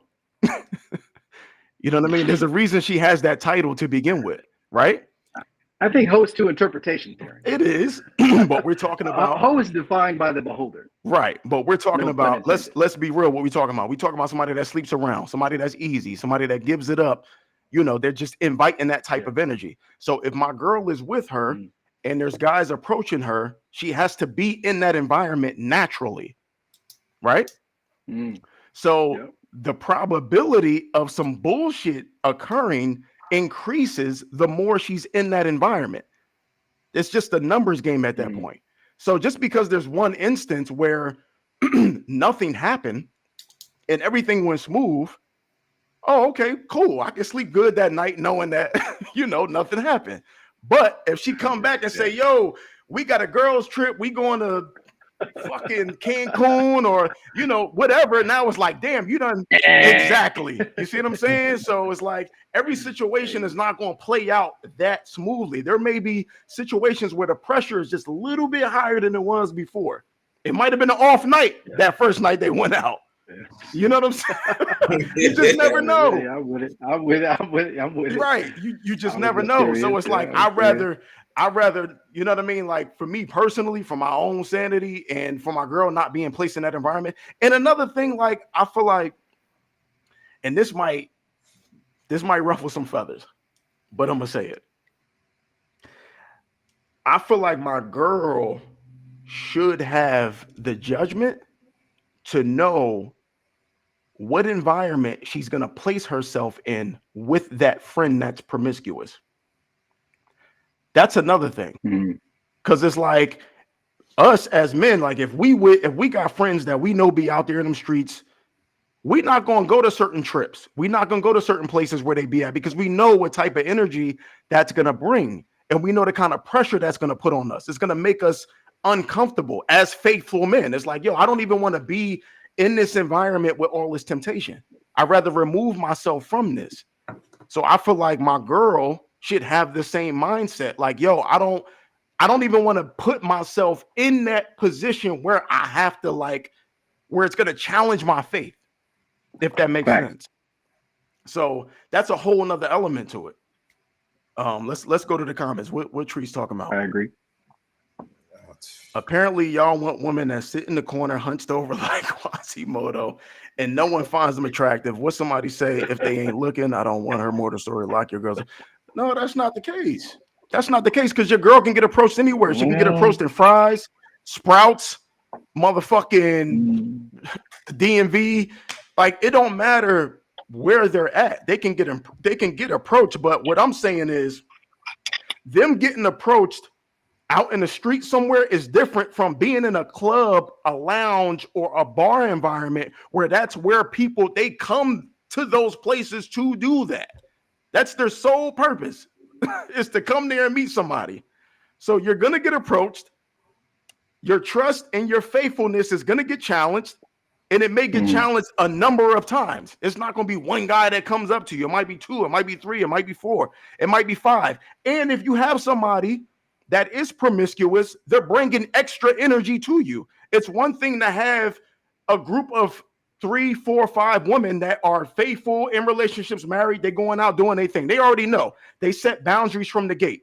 We're not going to entertain none of this bullshit. But it's another thing to be by yourself as someone that's in a relationship or married and be with other women that are quote unquote hoes, and they're bringing all this energy onto you. That's it's just a different type of response when you're in that situation. I want to clarify. Go ahead. I would love for my wife to go out, have a good time. Of course. Right. And if she ever gets approached by any man, hey, I wouldn't doubt that she does, because she's a beautiful woman. But just don't go out with the hoes. Just don't. Luckily, my wife doesn't hang out with any hoes, so it's amazing. So real quick, Trees. So H, what's your take on it, H? Real quick, okay, I'm gonna tell you my take. Trees came back again. She was like, exactly. So we can't have a night out no more because of someone else. What someone else will do. Let me just respond to that real quick. She said, "Define hoe." Let's define that. I'm not gonna do that. I'm not gonna do that. Why you not gonna define hoe? No, I pleaded. I'm gonna plead the fifth, and we're gonna keep it moving.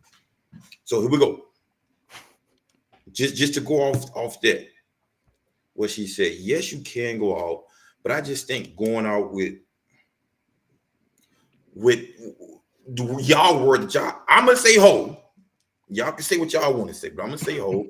It's because it's just so we just gotta be for real. Like I know people trying to give these good answers on the podcast, but say for instance, you out with your whole friend, and let's say it's 2 or 3 of y'all, and then you know how men act. You know, we be like, yo, family screw of them. We all gotta go over there. So I need you to play rebound with me. And so what you gonna do? You're gonna have to start engaging in the conversation, talking, because if you play, oh, I got a man shit, that's gonna fuck everything off. And then your whole friend is gonna be upset that you want to be a happy wife type of girl, if you get what I'm saying. So it's not gonna align with the way the shit supposed to happen. That's my take on it. So absolutely not. I don't think your girl should go out with the what words y'all say? I'm gonna use y'all word. What's the word? Promiscuous. I can't even say it.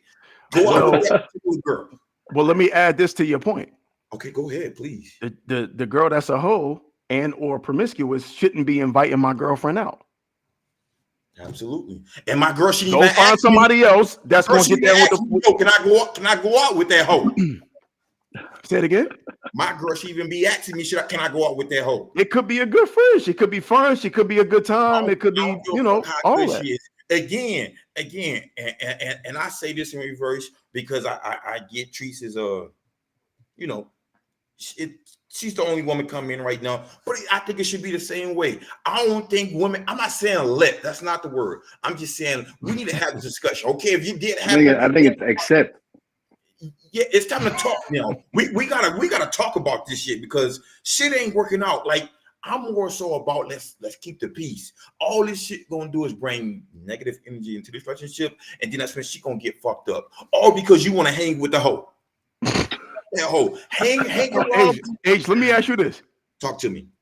If one of your guys was the male equivalent to a hoe, would you hang with that dude?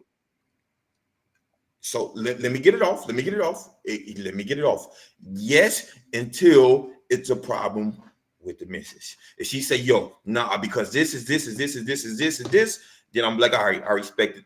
Say, dog, I ain't going. I'm gonna say, hey, I ain't going out tonight. I ain't gonna get a reason, like, nigga, I'm in tonight. I ain't gonna be able to fuck with him. What could be a problem?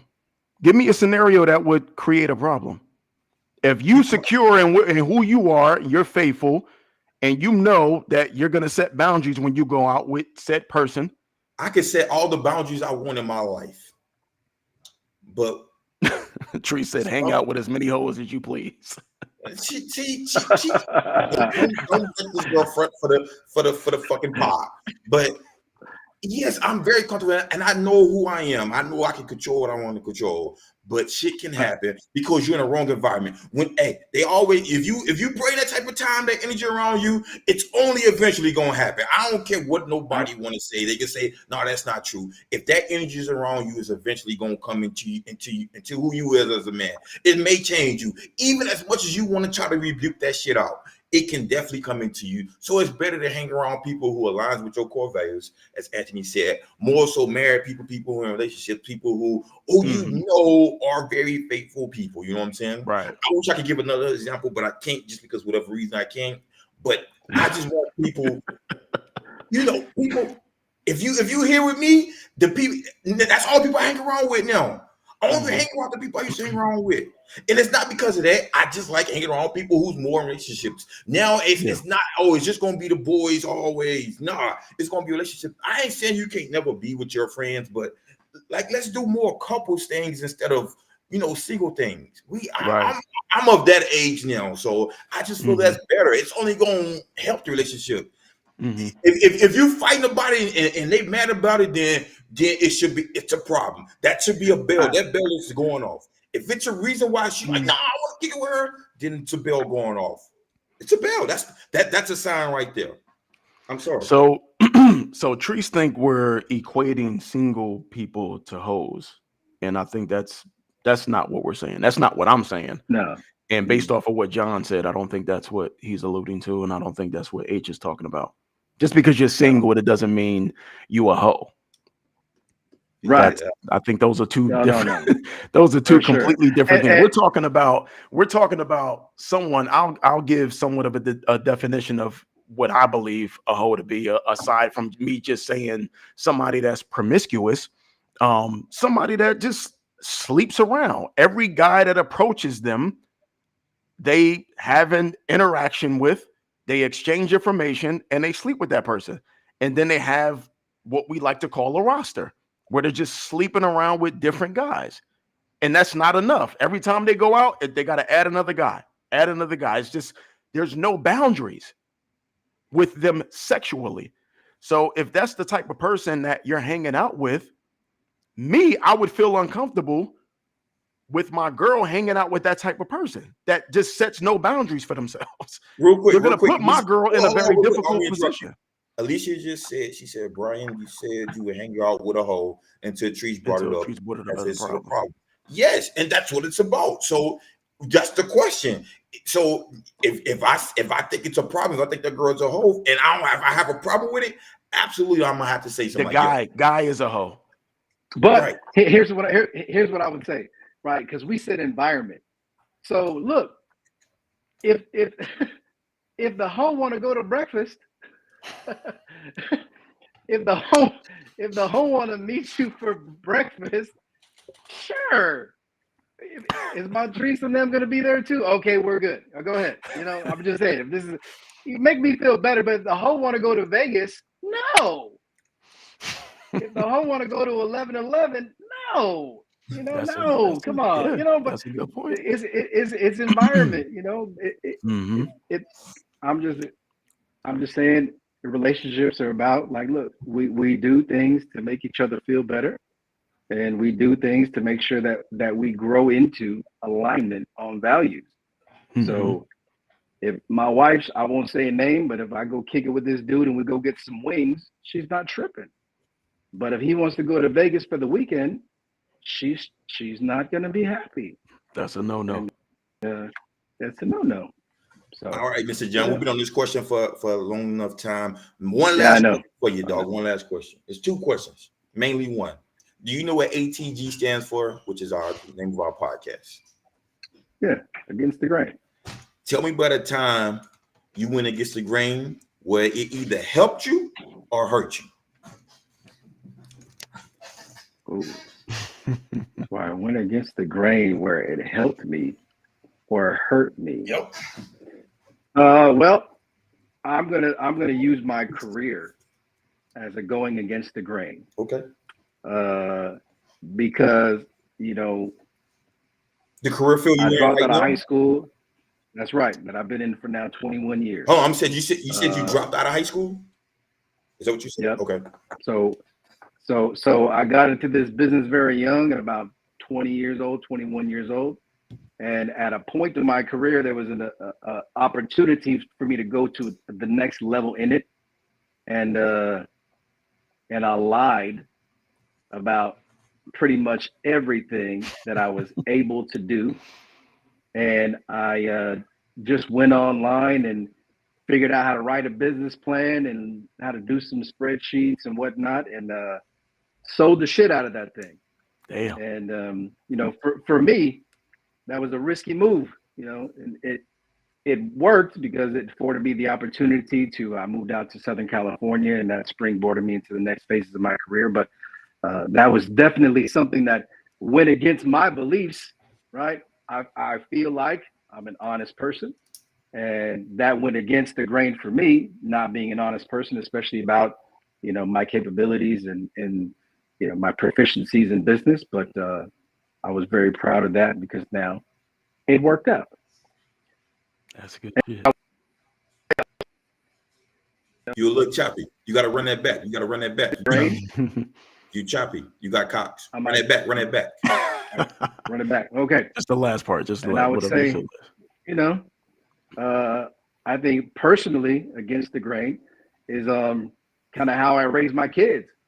You know, I raise my kids real like there's a rule number one in this house is no lying. So I don't lie to them about anything in life. And I'm probably more open and honest than most parents would be about a lot of things.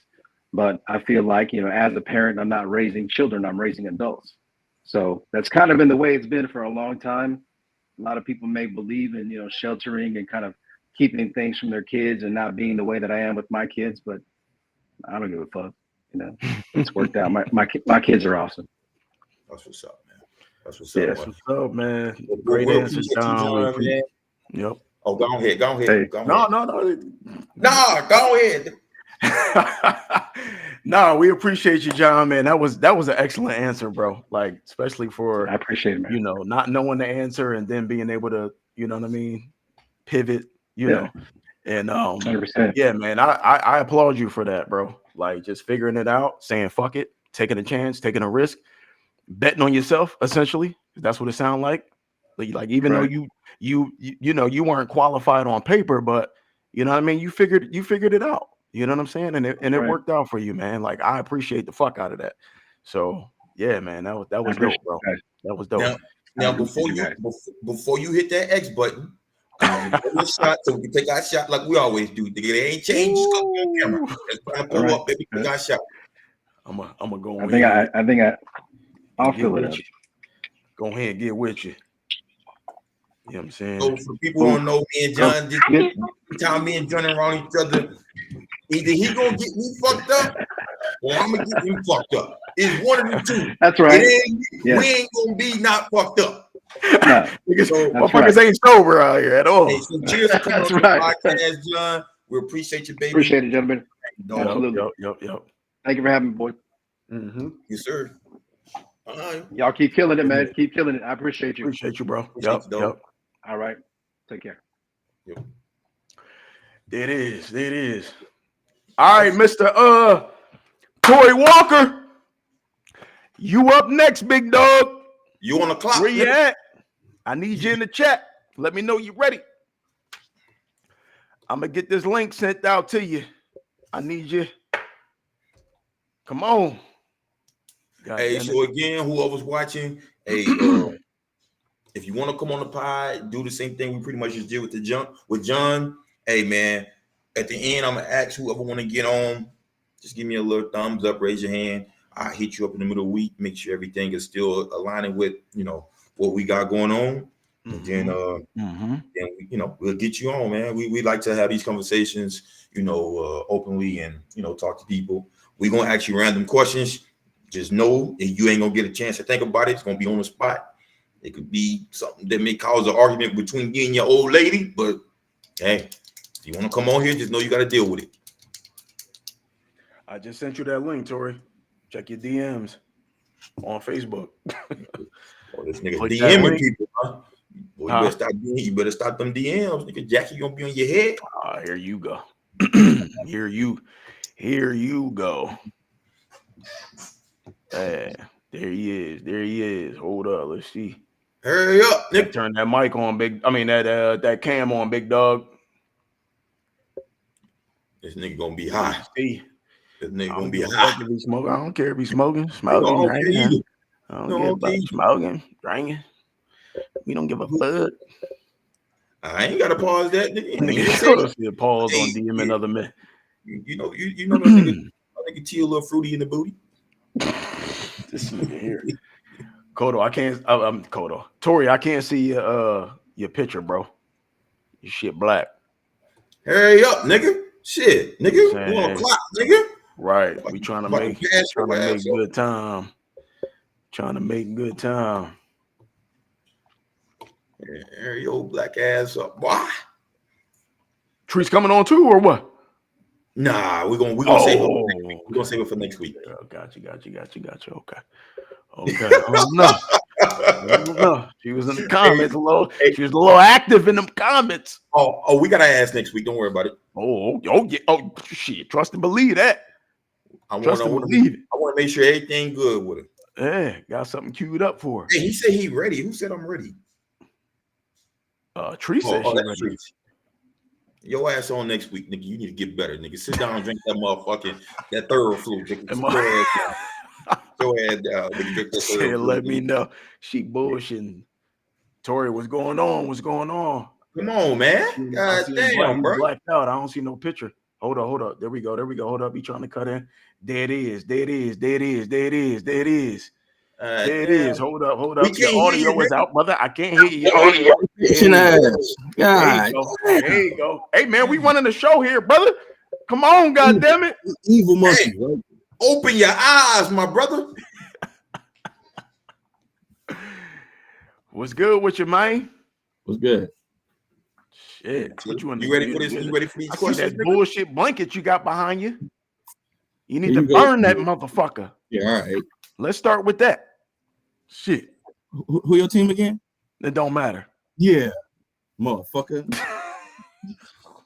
God damn it. You was watching us, nigga. Not playing. Oh, man. All right, let's get it, man. Let's get it. So what you got? You going first, H? You want me to go first? Nah, you got here. You got it. I'll get his ass afterwards. All right, Torrie. Here we go. Got a question for you, big dog. You ready? Yeah. Okay, so what I want you to do first, before I ask you this question, I want you to tell the audience how many kids you got, and because this is a kid question. That's why I'm asking you to do this. How many kids you got and the ages of each kid? 5. Okay. 17. Okay. 15. Okay. 14. 12. 11. 11. All right. Perfect. Here get a question. When should you get your kids a cell phone? And should you go through the phone? And how often are you going through their phone? In our house, it was 11. 11. Yeah. I might have got hers early because she's the oldest, you know what I'm saying? So she, they always get shit early. So hold on. Once they turn 11 years old, no matter how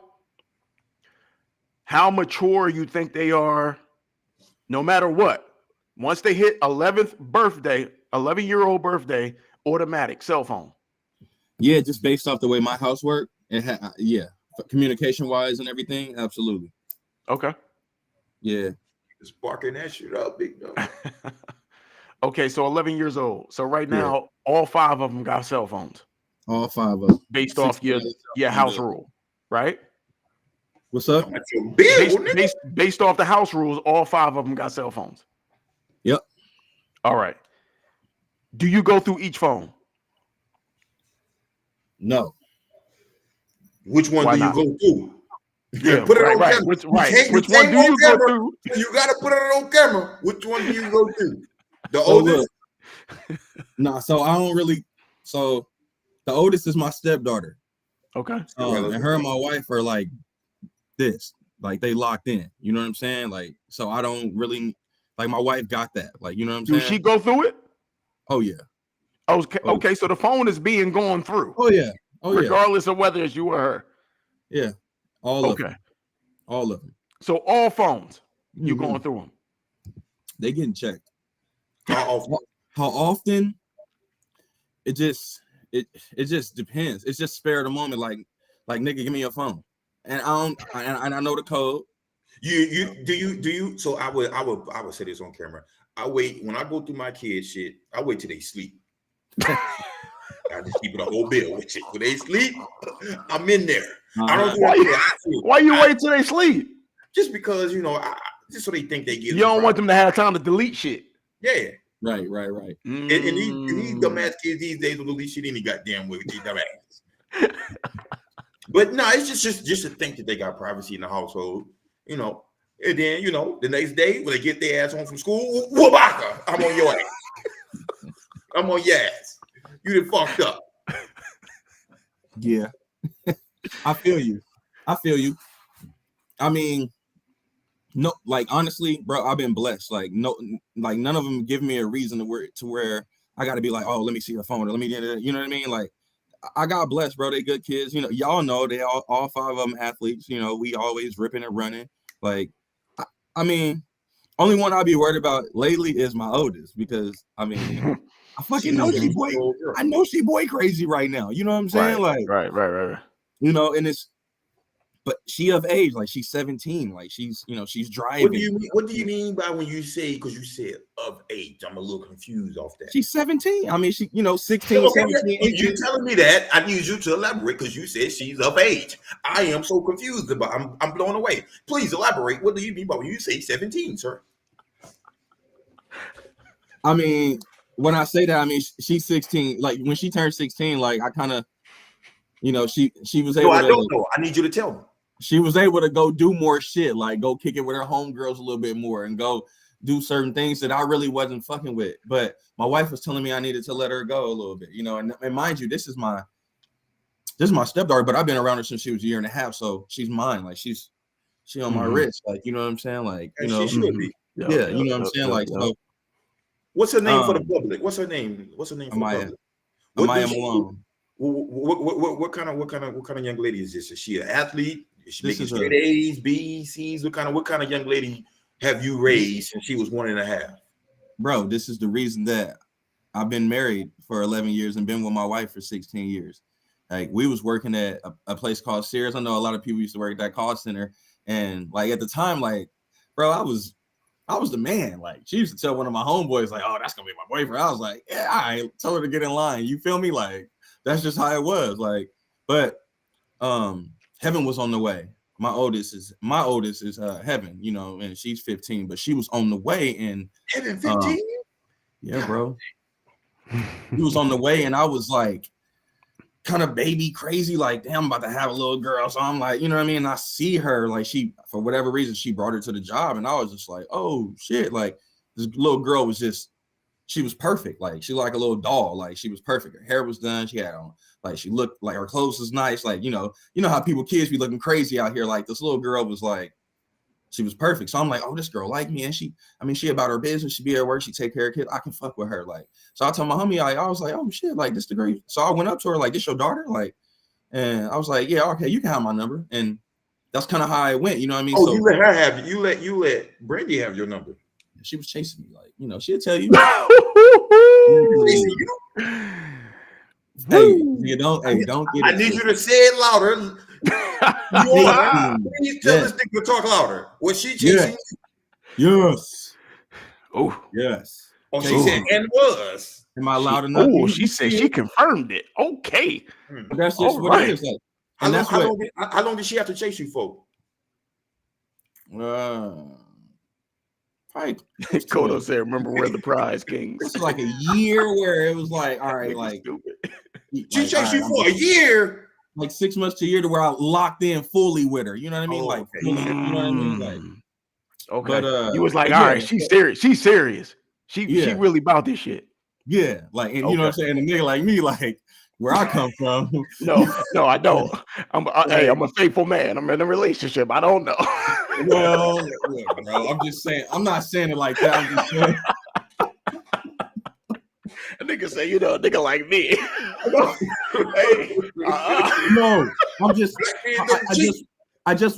I just wasn't used to females like being like so like aggressive. Like I want this nigga. I'm finna take this nigga. Like, you know what I mean? Type shit. Like, it was different for me, but it also showed me a different kind of love. Like, she showed me a different kind of love. You know what I mean? But with my daughter, like this girl is, she's an athlete. She's a junior at Dobson High School. She played varsity basketball. She a 3-year starter.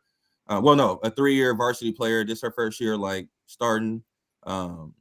She's everything. Like, she's a leader of my pack. You feel me? Like, my oldest daughter is right up under her, 15, and they like best friends. Like, she played with her on the same team.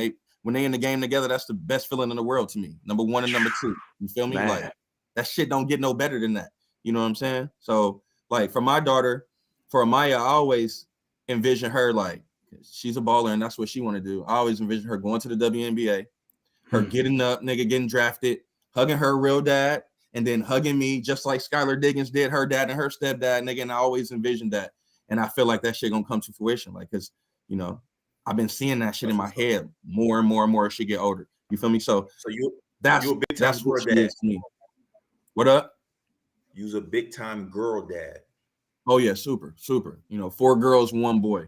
Super girl dad. So I was right there with Kobe before the shit, before he made it popular. I was already living that shit. Like, it's a beautiful thing, man. Like, they different. Like, I used to be afraid of that shit, like having a daughter, but I mean, it's the best feeling in the world. Like, watching these little girls grow into their own, like, and they gonna create their own families. We all come from the women. You know what I'm saying? So it's dope.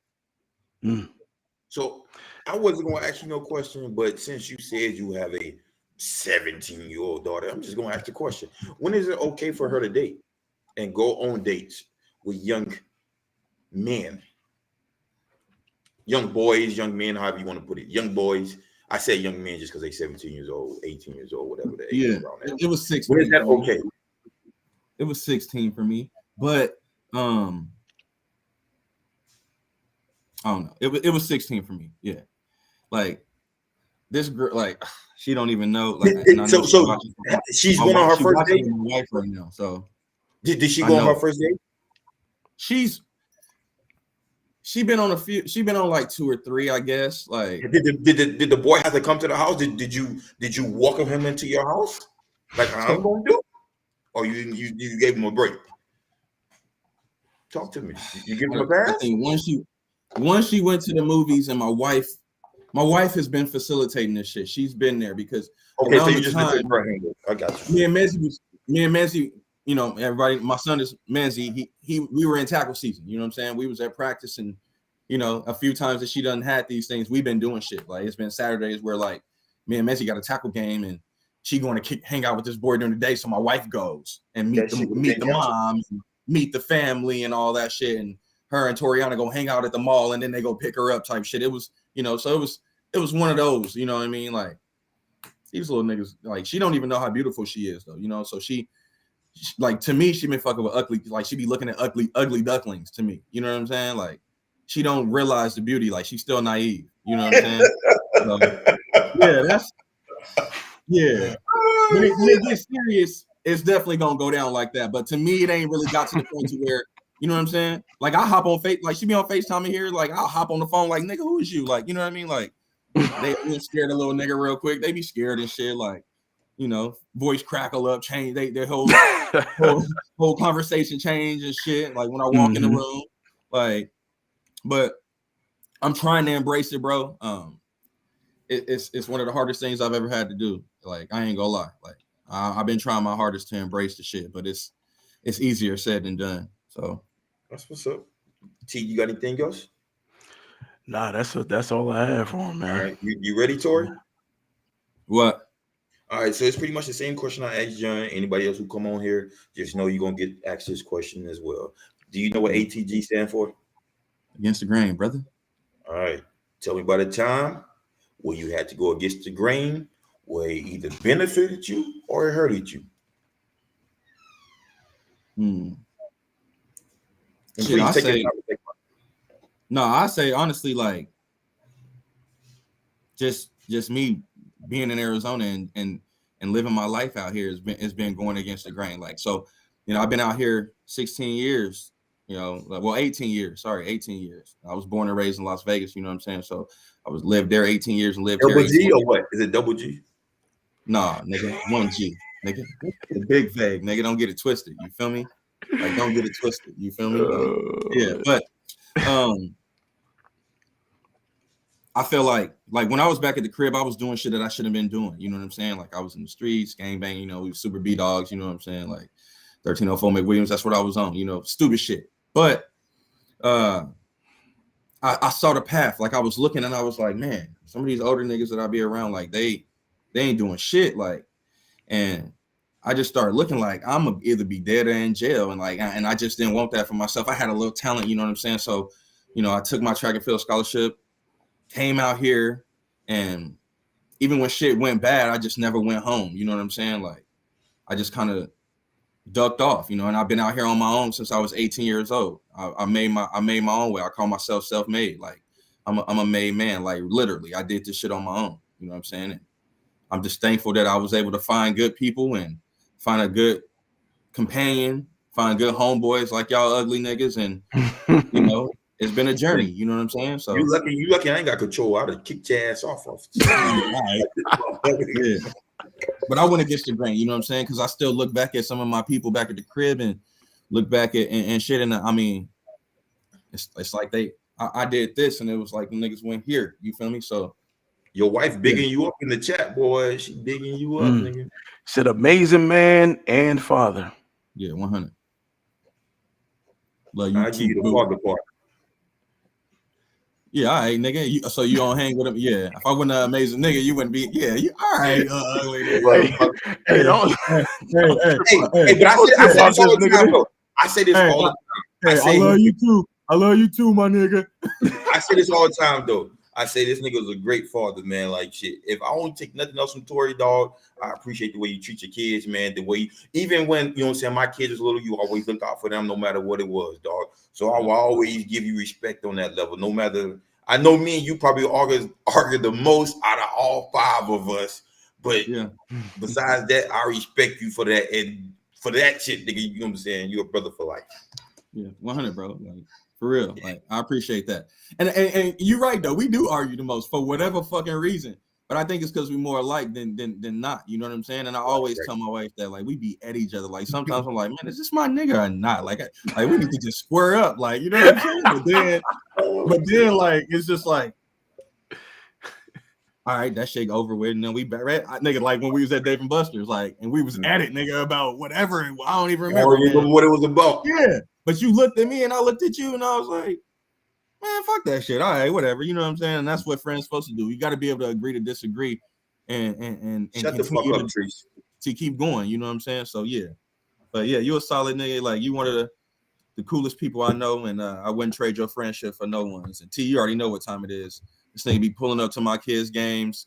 You know what I'm saying? That support, it mean everything to me because, like I said, like, I come from the vague. Like, it's only 4 hours away, but I'm the only one out here. I ain't got no family out here. So y'all my family. You know what I'm saying? Like, I got my wife family, of course, but you know what I'm saying? Like, if I went with my wife, I'm a single dad. You know what I'm saying? Like, amazing father to the T. I take that crown because I am a single dad without my wife. I got full custody of my 2 daughters outside my marriage. You know what I'm saying? And and it's been that way since they was 1 year old, 2 years old. I'm just that kind of nigga. I wouldn't be damned if anybody else had them. You know what I'm saying? So, but yeah, I appreciate y'all, man. I really do. P, Kodo as well. You know what I'm saying? It's just that little core we got is something special. You know what I'm saying? But yeah, whenever you in the chat, it's special. Hey, man, I salute you. I salute you, brother. You know what I mean? I recognize you as an amazing father, as an amazing man.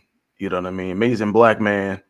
You know, the things you do for the community, the programs you lead, you know, for kids, like the shit that you do, it's hard for me to articulate it. You know what I mean? I'm trying to figure out the words right now, but how you are with the kids, bro, on like multiple like age levels, whether they 5, 6, all the way up to, you know, 16, 17, 18, how you are, the leadership that you bestow upon them, and how you just love being in that environment and love bringing them up. And like, bro, that shit, we need more motherfuckers like that.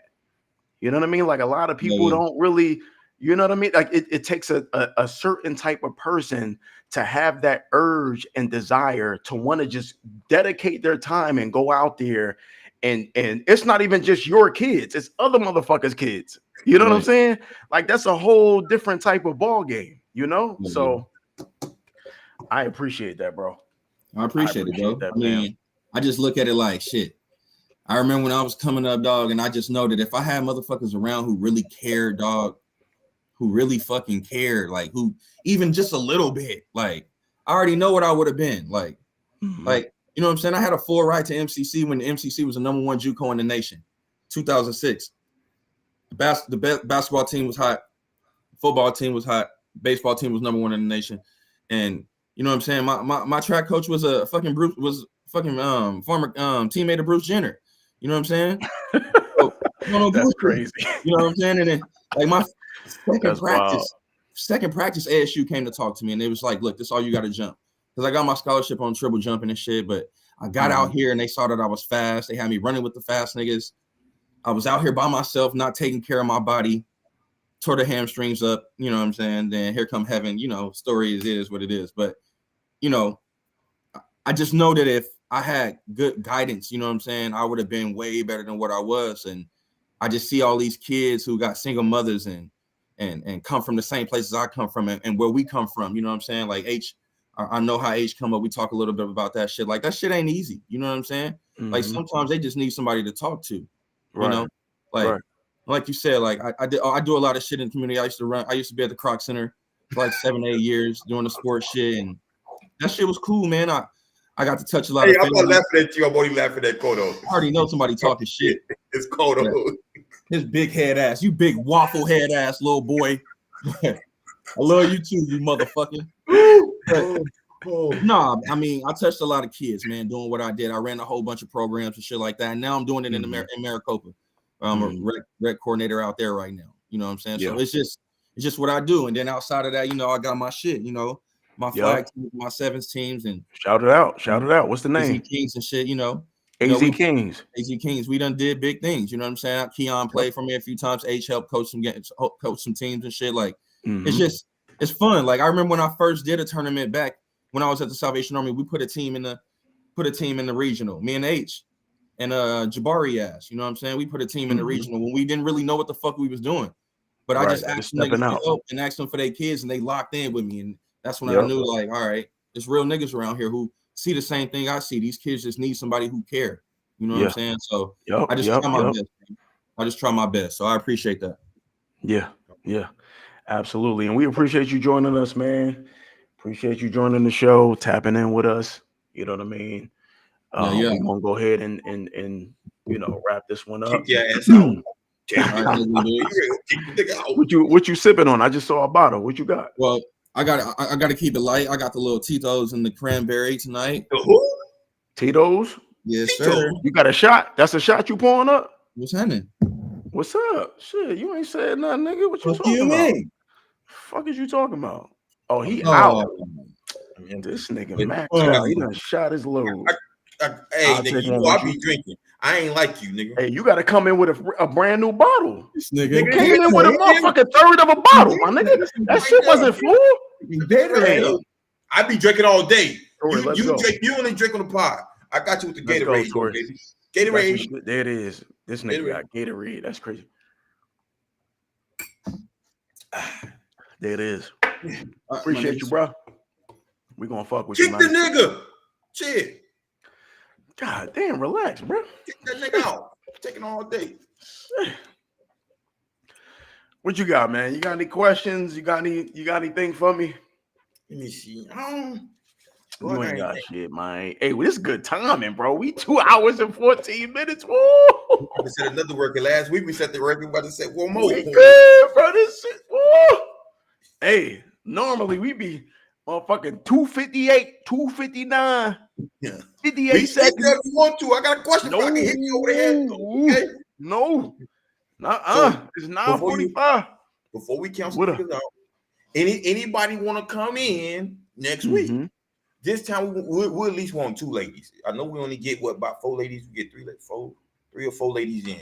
Yeah, we gotta get the ladies in. Miss Carter, Miss Jacqueline, you want to come in? I said Miss Carter. Oh yeah, Miss Carter, you want to come in here? I'm not even gonna correct you. What's her name? What's her name then? I'm not gonna. Nope. I'm gonna let you call her Miss Carter. What is that? I like it. What is it though? Nope. Cater? I like it. Kodo said hey Kodo, you good for next Wednesday? He a lady. He can come in. Confirm. I need 100% confirmation, and it ain't no sports shit. Trees, you ain't cutting me up. Shit, I got the controls. God damn it! Shit. I could cut you in, or I could cut you out, or I could just cut you. Yeah. Don't get cut.